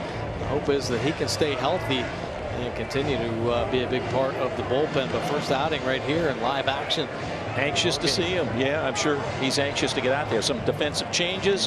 Herrera is in left field now. He replaces Smith. Bannon is at third base, replacing Nunez. And we've got a Davis for a Davis at first base. Taylor Davis in for Chris Davis at first base. Hunter Harvey on the hill. First round pick of the Orioles in 2013. You Oriole fans know his story. He's been plagued by injuries. And what we saw from him last year was pretty encouraging. Getting it up there around 100 miles an hour. Let's head out to the bullpen right now. He's not throwing in the bullpen, but he joins us from the bullpen. Austin Hayes. Welcome, Austin. Hey, what's going on? I'm glad I'm not throwing in the bullpen. Well, they said Austin Hayes is going to join you from the bullpen, and I said, no, he can't be throwing out there. So just give us a little overview of this spring for you and how things are going. Yeah, it's been good so far. My body feels really good, and that's a big part for me, dealing with a lot of injuries the last few years. I just want to come in and get my body in shape for the season and just get in the rhythm and flow of the game. Yeah, what kind of off-season work? You said, you know, obviously the challenge is to be healthy and get the body ready. What kind of an off-season program do you do to try to take care of that? It's changed a little bit over the last couple seasons. Instead of trying to gain so much weight and get bigger and faster and stronger, I actually just tried to stay where I am during the season and stay a little bit lighter and not come in so bulky and tight, so to speak, and just be a little closer to where my body is once the season actually starts. Well, you're looking pretty sharp, and it was fun to watch you, obviously, at the end of last season, Austin. Coming into camp this year, it seems like things are being I don't know, worked on a little bit differently. I see you guys on the backfield having competition and hitting drills, and well, wouldn't you know it, it seems to be showing up on the field offensively. You guys have been clicking on all cylinders. What are your thoughts about the new approach? It's been great so far. It adds a little bit of competitive nature to just hitting off the breaking ball machine or the fastball machine. It kind of dials everybody's focus in a little bit more, even though it's very monotonous during spring training. Everybody's just swinging every day, getting your ground balls. So when you can add a competition to it and get everybody a little riled up, it definitely makes it more fun, but it also just makes it a little more realistic to what the game brings. Austin, you had a lot of success minor leagues, so you put up some big numbers. But what did it mean for you to do that in September, you know, at the highest level with the Orioles? What kind of confidence did that build for you? Oh, it's everything. It's huge. You know, you perform at the lower levels, and I think a lot of players deal with it when you first get called up. You know, you see all the guys that you've watched on TV growing up over the years, and you're like, man, do I really belong here? So to just be able to show what I can do and play at a high level in the big leagues meant a lot to me, and just gave me that much more confidence that I do belong here, and I think I can stay. Look forward to seeing a lot of you at Camden Yards this year. Thanks a lot, Austin. Appreciate it. Yeah, thanks, guys. I appreciate you having me on. He's a good That's part of the future, right? Yeah, it's exciting. And you know what? It's interesting what he said. Getting the call that first year in the major leagues and kind of seeing what was going on and kind of learning about the big leagues, watching some of the veteran players go about their business. It's pretty impactful for young players. And I remember Brian Graham, and it was actually Gary Kendall, told the story the other day in the clubhouse just about how Brian Graham, when he was the farm director here, thought that it would be so important if every kid in the organization could have a chance just to go to the big leagues for a day, see how it's done, and see, well, you're not really that far away. It's just learning how to be more consistent, how you go about your business every day. Austin Hayes has definitely learned that, and I think a lot of the younger players have really taken that kind of thought process to heart and the experiences they've had over the last couple of years. That ball ripped into right field, and that's a base hit. Brian O'Grady with a base hit to right as we bring in another Oriole with us. Joining us right now, He's had a couple of pretty neat at bats today. Welcome in. It's good to have you, Dwight Smith Jr. What's going on? I mean, I was ready to call that one out of here when you smoked that ball to right, and Hunter Renfroe about ran through the wall and got it on you, right? Yeah. I got that pretty good, but this wind is pretty blowing everywhere, so yeah, I'll take that any day, though. You had good at bats. The line drive double before that. You got to feel good about how you swing it. Yeah, I definitely feel good about the way I've been swinging today, and I'm just trying to get my timing back and just trying to get comfortable in the box as much as I can. Well, your timing, last spring was right on, and unfortunately got in the season and the injuries started to mount a little bit, really set you back. What are your goals coming into this camp? My goals are to pretty much do what I did last year, create good habits, and just stay healthy through this camp and be ready on all aspects when the season starts. Anything different, not for you, but just camp in general? This is Brandon Hyde and his staff's second go around. Has this changed much from what you experienced last year? No, it's pretty much the same group. Everybody's loose around here. We're all having fun. We all like being around each other, and it shows on the field when we play our games, and it's just the chemistry. Hey, we just had Austin Hayes on. What have you seen from him as he develops and gets closer to kicking in his major league career? Austin's going to be a great player. He can play both sides of the ball. He's always asking questions, always ready to learn. So I'm not even worried about Hayes at all. Yeah, Austin Hayes is definitely a pretty good one. Hey, I just want to know, Brandon Hyde talked about so many of you younger players that now have had experience at the major league level coming in here. He's kind of challenging you guys, I would say, to kind of raise the bar a little bit. So many of you have tasted the major leagues, and now it's time to take that next step. What potentially could be the next step? The next step is to make the playoffs. That's everybody's goal in this game. So we just working hard every day to make that step. Well, good having you. Keep swinging that bat the way you are, because it looks like you're in midseason form, hitting those shots off the bat. Nice job today. Oh, I'm not in midseason form yet. Not yet. You're getting there. You're getting there. Yeah, I'll get there. Thanks to White. Appreciate it. Thank you, guys. Good day at the dish for him. Yeah, pretty interesting swing too, and he talked about trying to get that rhythm and timing up there. Fly ball to right field. Diaz is there, and that's the second out. Now, Dwight Smith's got that high front side leg kick, and really be able to control that is the key to his success. And when he gets that leg up, recognizes the pitch, and then able to get that front foot down, he can stay behind it pretty good. He was impressive last year. We already talked about how he hit his way onto this team in spring training last season.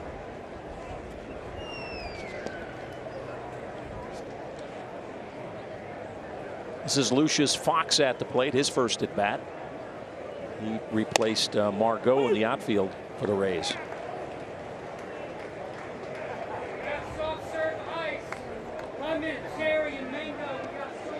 Orioles and Rays deadlocked at 3. Rays scored first. Orioles took a 2-1 lead on a 2-run homer from Renato Nunez. Runner going. Wins, fires to second, and he got him. No contest there. Orioles coming to bat. Game tied at 3. Orioles and the Rays tied at 3-all. You got a special thing going on today at the Orioles radio network here. We got a rookie. She's not a rookie. Melanie Newman making her Oriole. There she is, making her Oriole debut with Jeff Arnold. Let's listen in on the Orioles radio network. Some defensive changes for Tampa Bay as well. Ronaldo Hernandez enters the game. He's catching, relieving Michael Perez. Tristan Gray relieves Daniel Robertson at third base. First pitch home to Valleca, and a fastball. Low and outside, ball 1.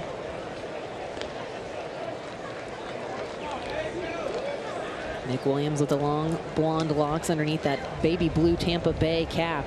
Delivers the 1-0 pitch. Valleca rips through a fastball. Ball on a strike. Nick Williams was a former Rule 5 pick. He went to the Royals and then he got offered back, but he's been able to increase his velocity from the mid to the upper 90s and could be somebody that is on Tampa Bay's roster at some point this year. 1-1 home. Valleca with a whiff again, strike 2. And it's interesting because it seemed the more that analytics were introduced, people got away from, oh, you know, you have to have high velocity. But that being said, that big difference from going low to a mid-upper range, that's huge, especially when you're trying to break that roster.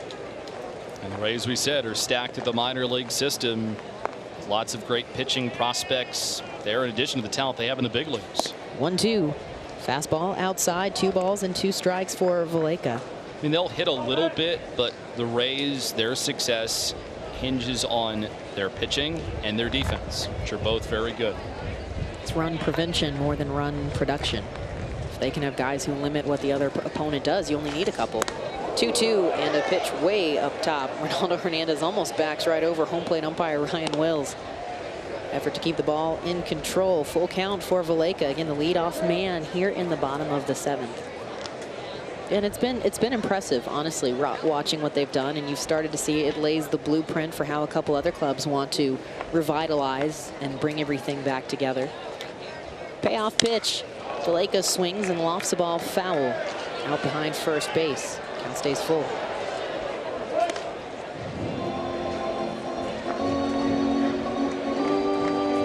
Absolutely beautiful day here at Ed Smith Stadium. Happy to be in Sarasota right now. You almost forget that it's probably half this temperature right now back home in Baltimore. Well, before the game, they always remind you this is the temperature in Baltimore and this is the temperature in Sarasota. Payoff again to Valleca. Swinging a bouncer up the third base side. Tristan Gray, the top into the chest, sends it across the diamond. And 5-3 put out the first. All right, there you have it. Melanie got a ground out out. Melanie Newman, along with Jeff Arnold, calling the game on Orioles radio, and we'll be hearing a lot from Melanie and Jeff throughout the season. Going to take a look at the new pitcher, Sam McWilliams. His minor league numbers last year, split time in AA and AAA, 26 games, made 19 starts, 410 earned run average. He's got a pretty big arm. He can rush that fastball up there in the mid-90s. A little slider to go along with it. Curve and change as well. A couple pretty good pitches there to get Valleca on the weak ground out to third. Austin Wynns at the plate. He had to get some attention last inning as he took a ball down in the dirt, and it's not easy being a catcher, is it? No, it's not. No, it's his choice, though. Yeah, right. Talked to Eve Rosenbaum, right? Eve was a catcher in college. Yeah. Oh, picked it up on the chalk line and threw him out. Came out gunning, right? Yeah, he's a lot of times you might see a catcher, third baseman wait for that one to roll foul. Jump it. Well, he was thinking about it. It really was. And then this ball was tightrope walking down the line. He said, I still got a shot. And knowing that the catcher was running down the line, pretty nice play right there. Backstop. That's Ronaldo Hernandez now behind the plate.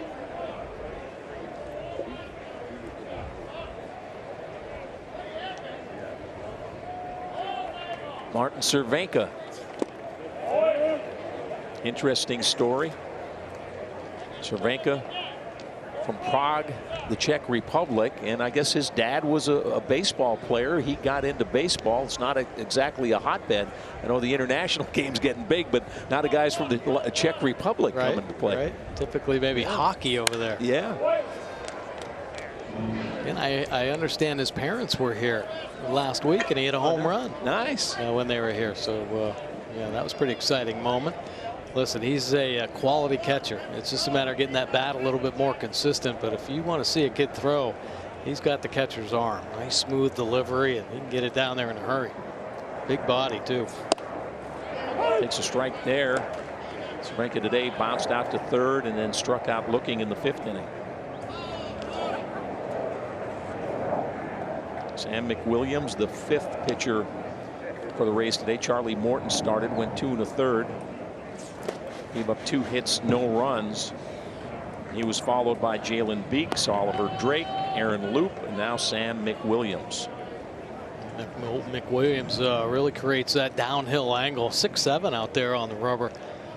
And driving it downhill. Nice sharp slider right there in the dirt.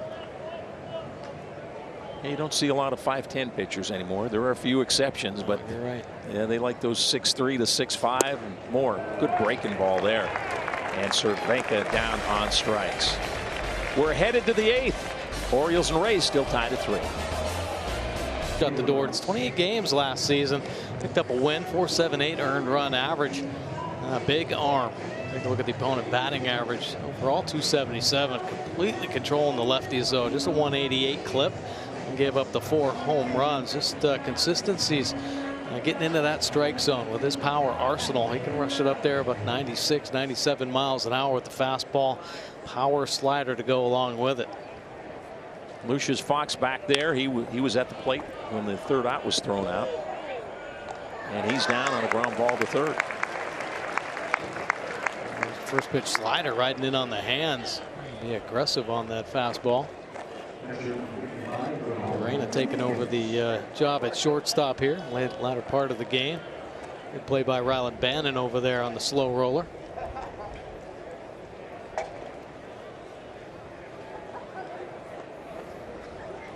Birds trying to win for the 6th straight time. They've won their last 5. I guess does your streak continue if you play to a tie, Mike? How does that work? Wow. We're not going extra innings, right, to keep the streak alive? I'm not sure. Depending on how many pitchers the Rays have. You can say they're undefeated in their last 6 games, right, if you play to a tie in game 6. Yeah, absolutely. Yep. Trying to fight off the loss here. This is Hernandez, who made a nice play behind the plate on that little roller up the 3rd baseline.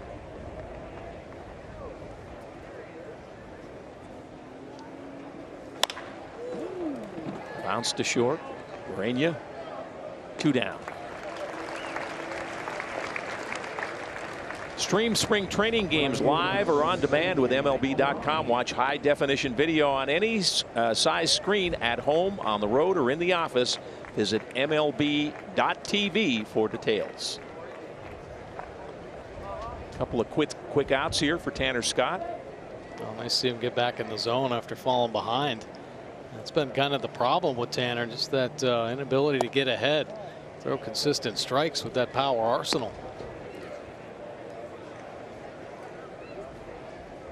Yeah, look at, there's always work to be done, right? Cleaning shoes. Lenny German out there. I'm telling you, these clubhouse guys, they get here at 5 in the morning and they don't leave until, man, 5 or 6 at night. It is a long, tough job in spring training. First one in, last one out, right? Absolutely. Jake Palomaki at the plate. Check his swing. Yes, he did. At least according to the first base umpire, right? That's Jose Navas. I thought he started at 3rd. They might have flipped these guys. Yeah, I think they move them around in the course of a game. Just to keep the announcers loose? Is that how they play? Yeah, exactly. On the outside corner for a strike. Nice breaking ball right there. Okay, what does Tanner Scott have to do with that electric stuff that he has to put it together to be special out there in the pen? Well, it's just being able to repeat that delivery and that release point, because just too inconsistent with the strike zone, right? It just falls behind too many hitters. And if he gets ahead, Mike, that slider in the dirt is just so nasty, right? He has incredible weapons. He really does. And it's just, the fight to repeat the delivery each outing. You just don't know what you're going to get every night. There's a swing and a miss. Sets him down in order. So a nice inning from Tanner Scott. The Orioles will try to break a 3-3 tie as they come up in the bottom of the 8th. Would like to come down. 28 punch outs in his 21 innings of work. So power arm, definitely a strikeout pitch. Tall drink of water out there, creating some really good downhill angle. Orioles looking to just tack 1 on the board. That's all they need. Yeah. And start with the number 9 hitter, Andrew Velazquez. It'd be nice to get that kind of speed on base. Maybe the Orioles have an opportunity to do a little small ball here. Mullins behind him can handle the bat pretty well. Velazquez, Mullins, and Diaz, the scheduled hitters. It's a little fuzzy right there. 97 miles an hour right across the knees. Say another big guy on the hill throwing downhill. Man.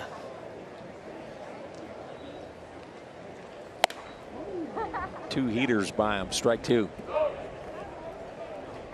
Got to get it started a little earlier with this guy. Pine tar on the bill of the cap.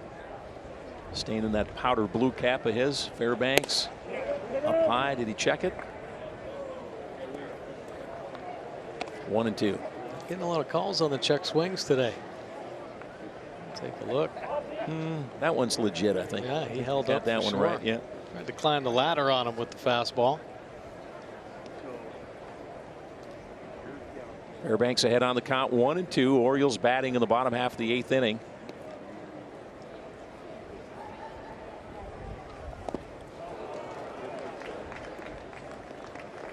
And he's down on strikes. There's a pretty good breaking ball right there. Running off that hard fastball. This guy's up there getting geared up for about 97, 98. This one's got some serious tilt on it. Hammering it down into the dirt. This guy's swinging over the top.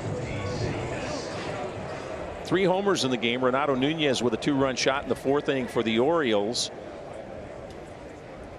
Michael Perez homered for the Rays. That was a solo shot in the 4th, and then Ji-Man Choi hit a 2-run homer. Well, we could say it's wind dated, right? Just kind of pushed one down the left field line. It looked like Zimmerman had made a pretty good pitch, but it got out.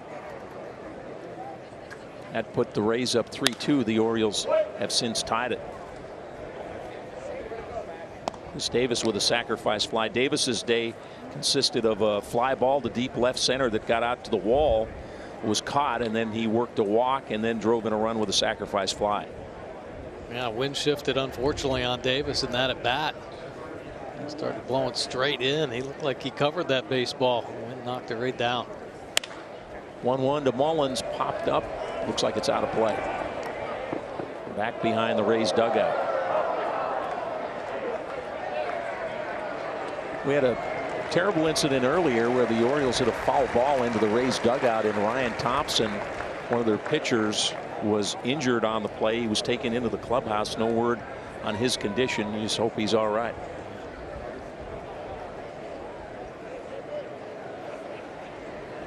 Nunez, a right-hand hitter. You usually don't see that, Mike, a guy coming around on that side. Oh, and there's some more high heat, and Mullins can't catch up with that. So back-to-back strikeouts from Peter Fairbanks. Fairbanks reaches back and grabs some dirty right here. Triple digits, 100 miles an hour. Up across the letters. Mullins swinging through it. Tough to get on top of that cheese ball. Back-to-back Ks. Aren't you glad you're sitting up here? Boy, I'm telling you. Yusniel Diaz at the plate. He tripled to right center in his only at bat.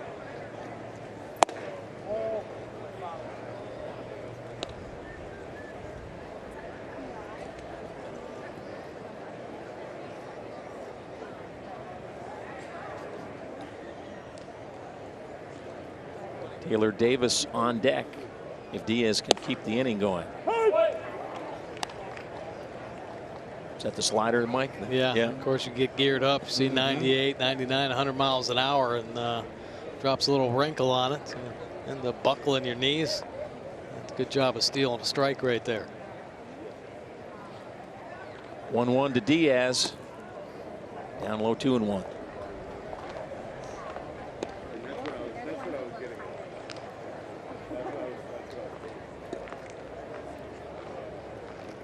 You can see why Kevin Cash thinks there's a spot for Fairbanks in the Rays' future.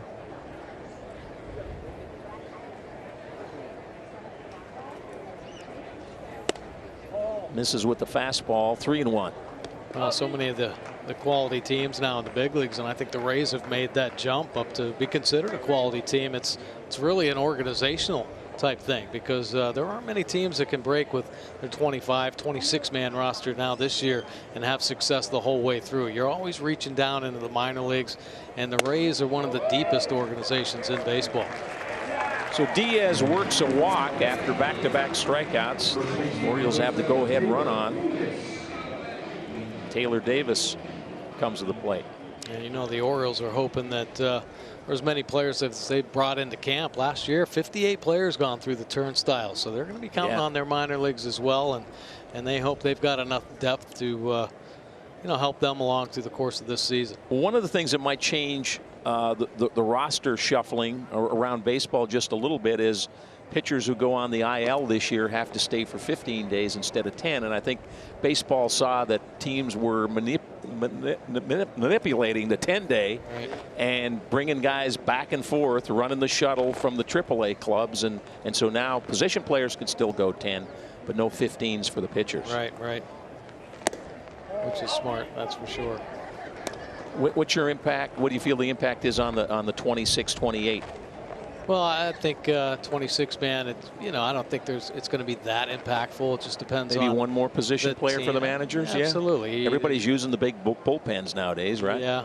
Well, and they've limited it to 13 pitchers, right? So you can't just keep putting arms out in your bullpen. So some teams will take 3 catchers. I think the Orioles are looking for more of that versatile type of player, maybe an extra bat, but definitely that speed coming off the bench and somebody you can trust defensively. And that's why I think so many guys get good looks all over the field. 1-1 to Davis, and that's a strike. 1-2, 2 down. Go ahead run on first. That's Diaz who walked.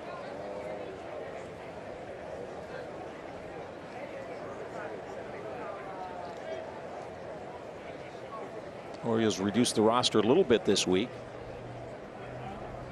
but there's still so many players and trying to find the at-bats and the innings for them all. That's fought off, just pushed down the right field line. Here's your opening day through August 31st, so you get one more from 25 to 26, but you can only carry 13 pitchers. And then September, when it used to be the 40-man, and some teams would bring up 3 or 4, other teams would bring up 12 or 13, and a lot of teams were playing with different kind of rosters. Now everybody will have 28. Yeah, amen. Yeah, September was kind of crazy, right? And I think teams really abused it. And I know, you know, postseason teams in a lot of ways used a lot of those extra roster guys to kind of save some of the arms for the postseason. But yeah, I think teams really abuse that, and I think now keep everything more in check and a more even playing field really for everybody. Gonna run Diaz here. Not a real big lead. There he goes. And he's in. Ball gets into center field, and he'll get over to third base. So a stolen base and an error on the throw from the catcher, and the Orioles have the go-ahead run on third. Well, you like to see that. Staying aggressive. A perfect time to run. 2 outs on the board. 2 strikes on the hitter. And Diaz off and running. Doesn't glance back, but sees that ball bounce up in front of him. And able to walk into third base. And now potentially that breaking ball in the dirt taken out of play right here for risk of that go-ahead run crossing the plate.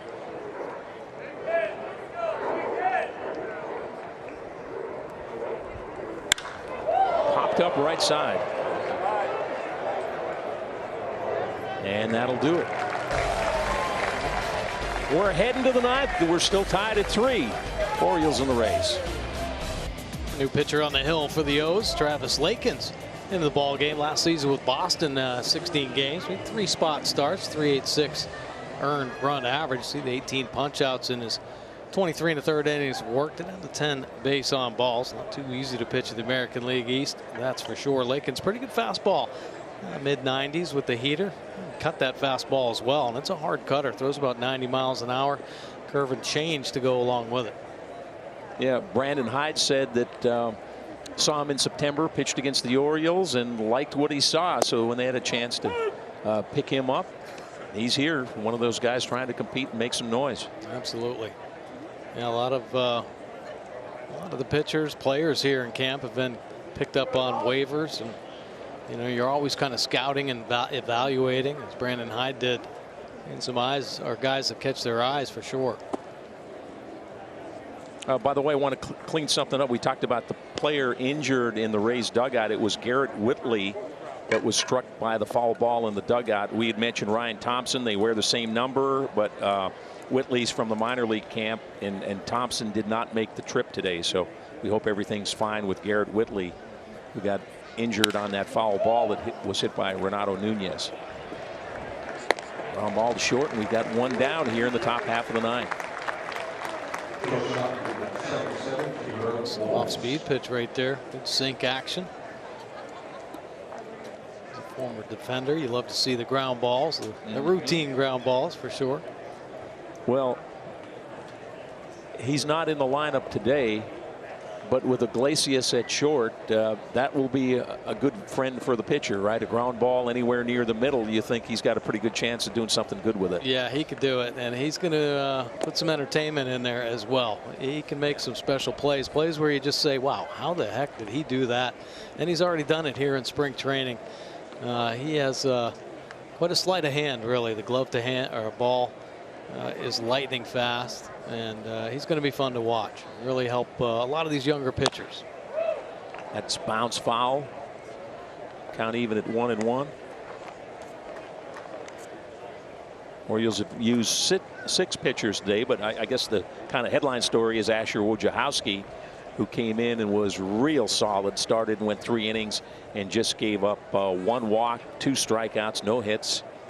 He looked like he had the good stuff working. He really did. He really did. He's so hard on himself, and it was really only a couple times where he lost his fastball command, but his slider was tight. He was getting ahead, which is really what's been preached here recently by Doug Brokaw and the rest of the pitching staff.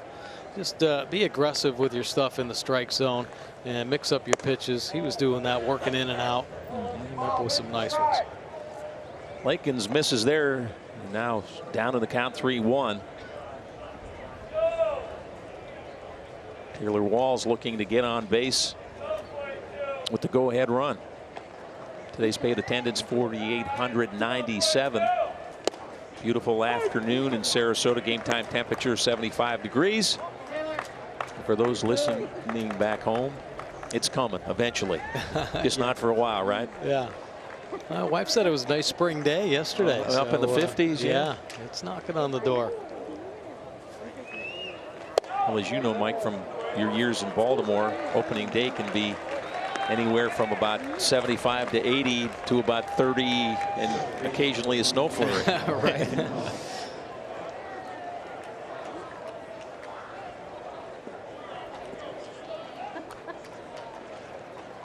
One down.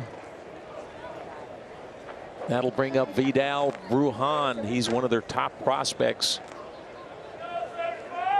Switch hitter. He's got some pop. Extremely fast, and just a matter of time before he's somewhere on the Rays infield. Yeah, for sure. Yeah, you talk about some depth. I mean, really, it's seems like every level of this Rays organization really stockpiled some talent. I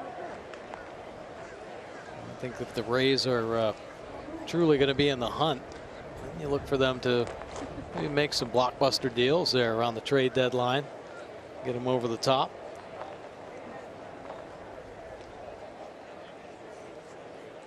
Brujan from the left side against the right-hander. A crucial part of the ball game, obviously, here at the end with the score tied. So Orioles pitchers all spring training. One of the things I've kind of noticed is the ability to control the running game. It's one thing to be quick to home plate. It's another thing to kind of vary your times, your holds, your head movements. Oh, they got him hung up. Got a chance here.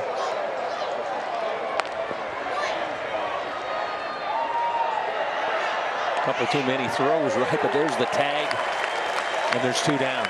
Yeah. Okay, take me through that. How are we supposed to do that, Mike Bordick? Well, as long as you get the out, I think that's the most. That's the bottom line.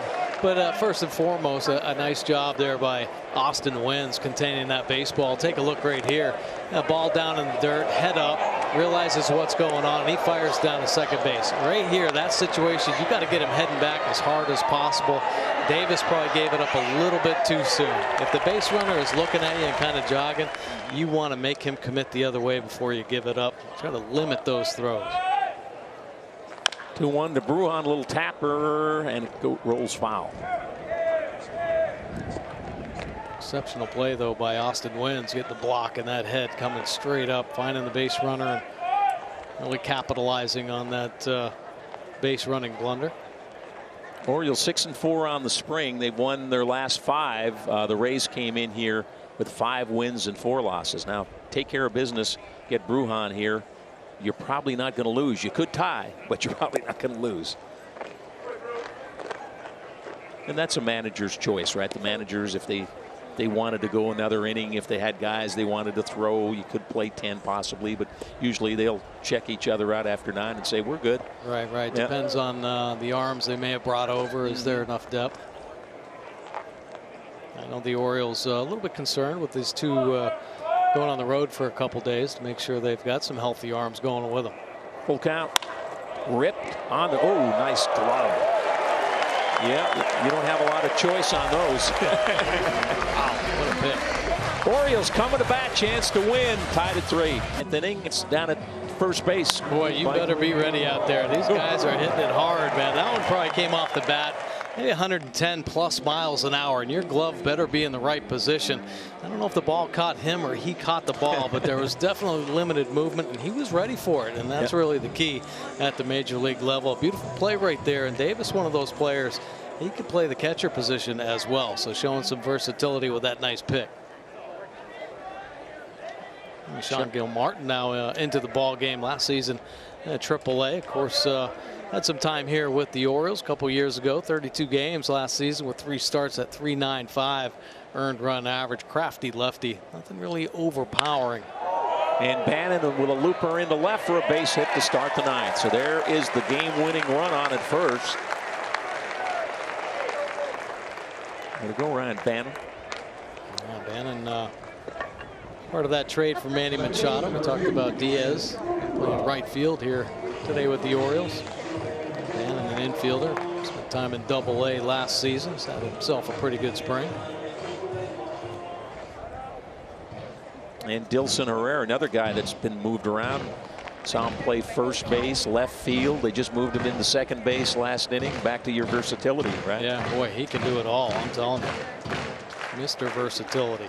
Plays some first base, second base, outfield. That's a big league experience as well. Orioles trying to push across a run here and win their 6th straight Grapefruit League game.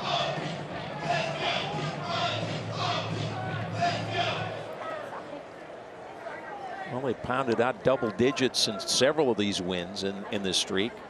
But like yesterday and today, some real good pitching. That's deep center field, ball carrying. Fox is back and makes the catch on the warning track. Bannon has to hustle back to first. He was all the way down to second base. Gave it a ride. Boy, he sure did. Got it up in that jet stream. Didn't quite get the timing with the hips, but squared it up on the barrel. He jumped out there. Nice concentration play by the center fielder. Down on the wall. Richard Urania now.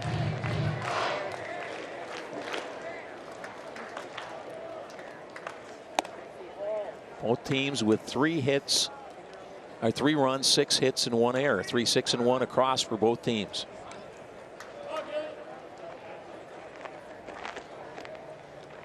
Big hole on the right side. Got him up front. Yeah, not too many guys shoot for that hole. You're, holding the runner on. You got a lot of room on that right side, right? It used to be a big part of the game. You know, get a runner at first base. Stay inside it, shoot it that way, get a little first and third action. Runner going. There's the throw and the tag, and he's out. Bannon looked up like he was surprised with the call.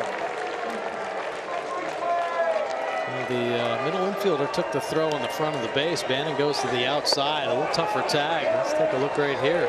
You see how far he's got to go with the tag. Yeah, I'm not sure. Really sweeps it back a long way. Catches it. Somehow able to get it in there. I don't know.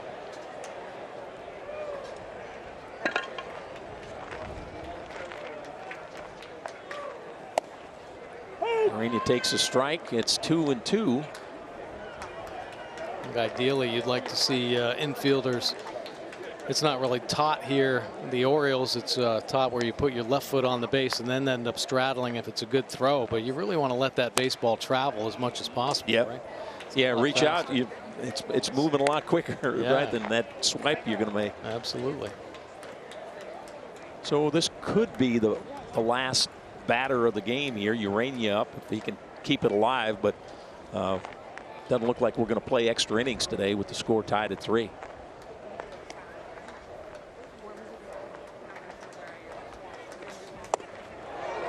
Got him on a change. And now I guess we go home here. Let's see if anybody's coming out to play any more baseball. Everybody on the top step. Brandon Hyde looks like. It's like the umpires are going. We're calling it a day. The umpires are leaving. So I think the Orioles' win streak may have ended, but their losing streak hasn't begun, right?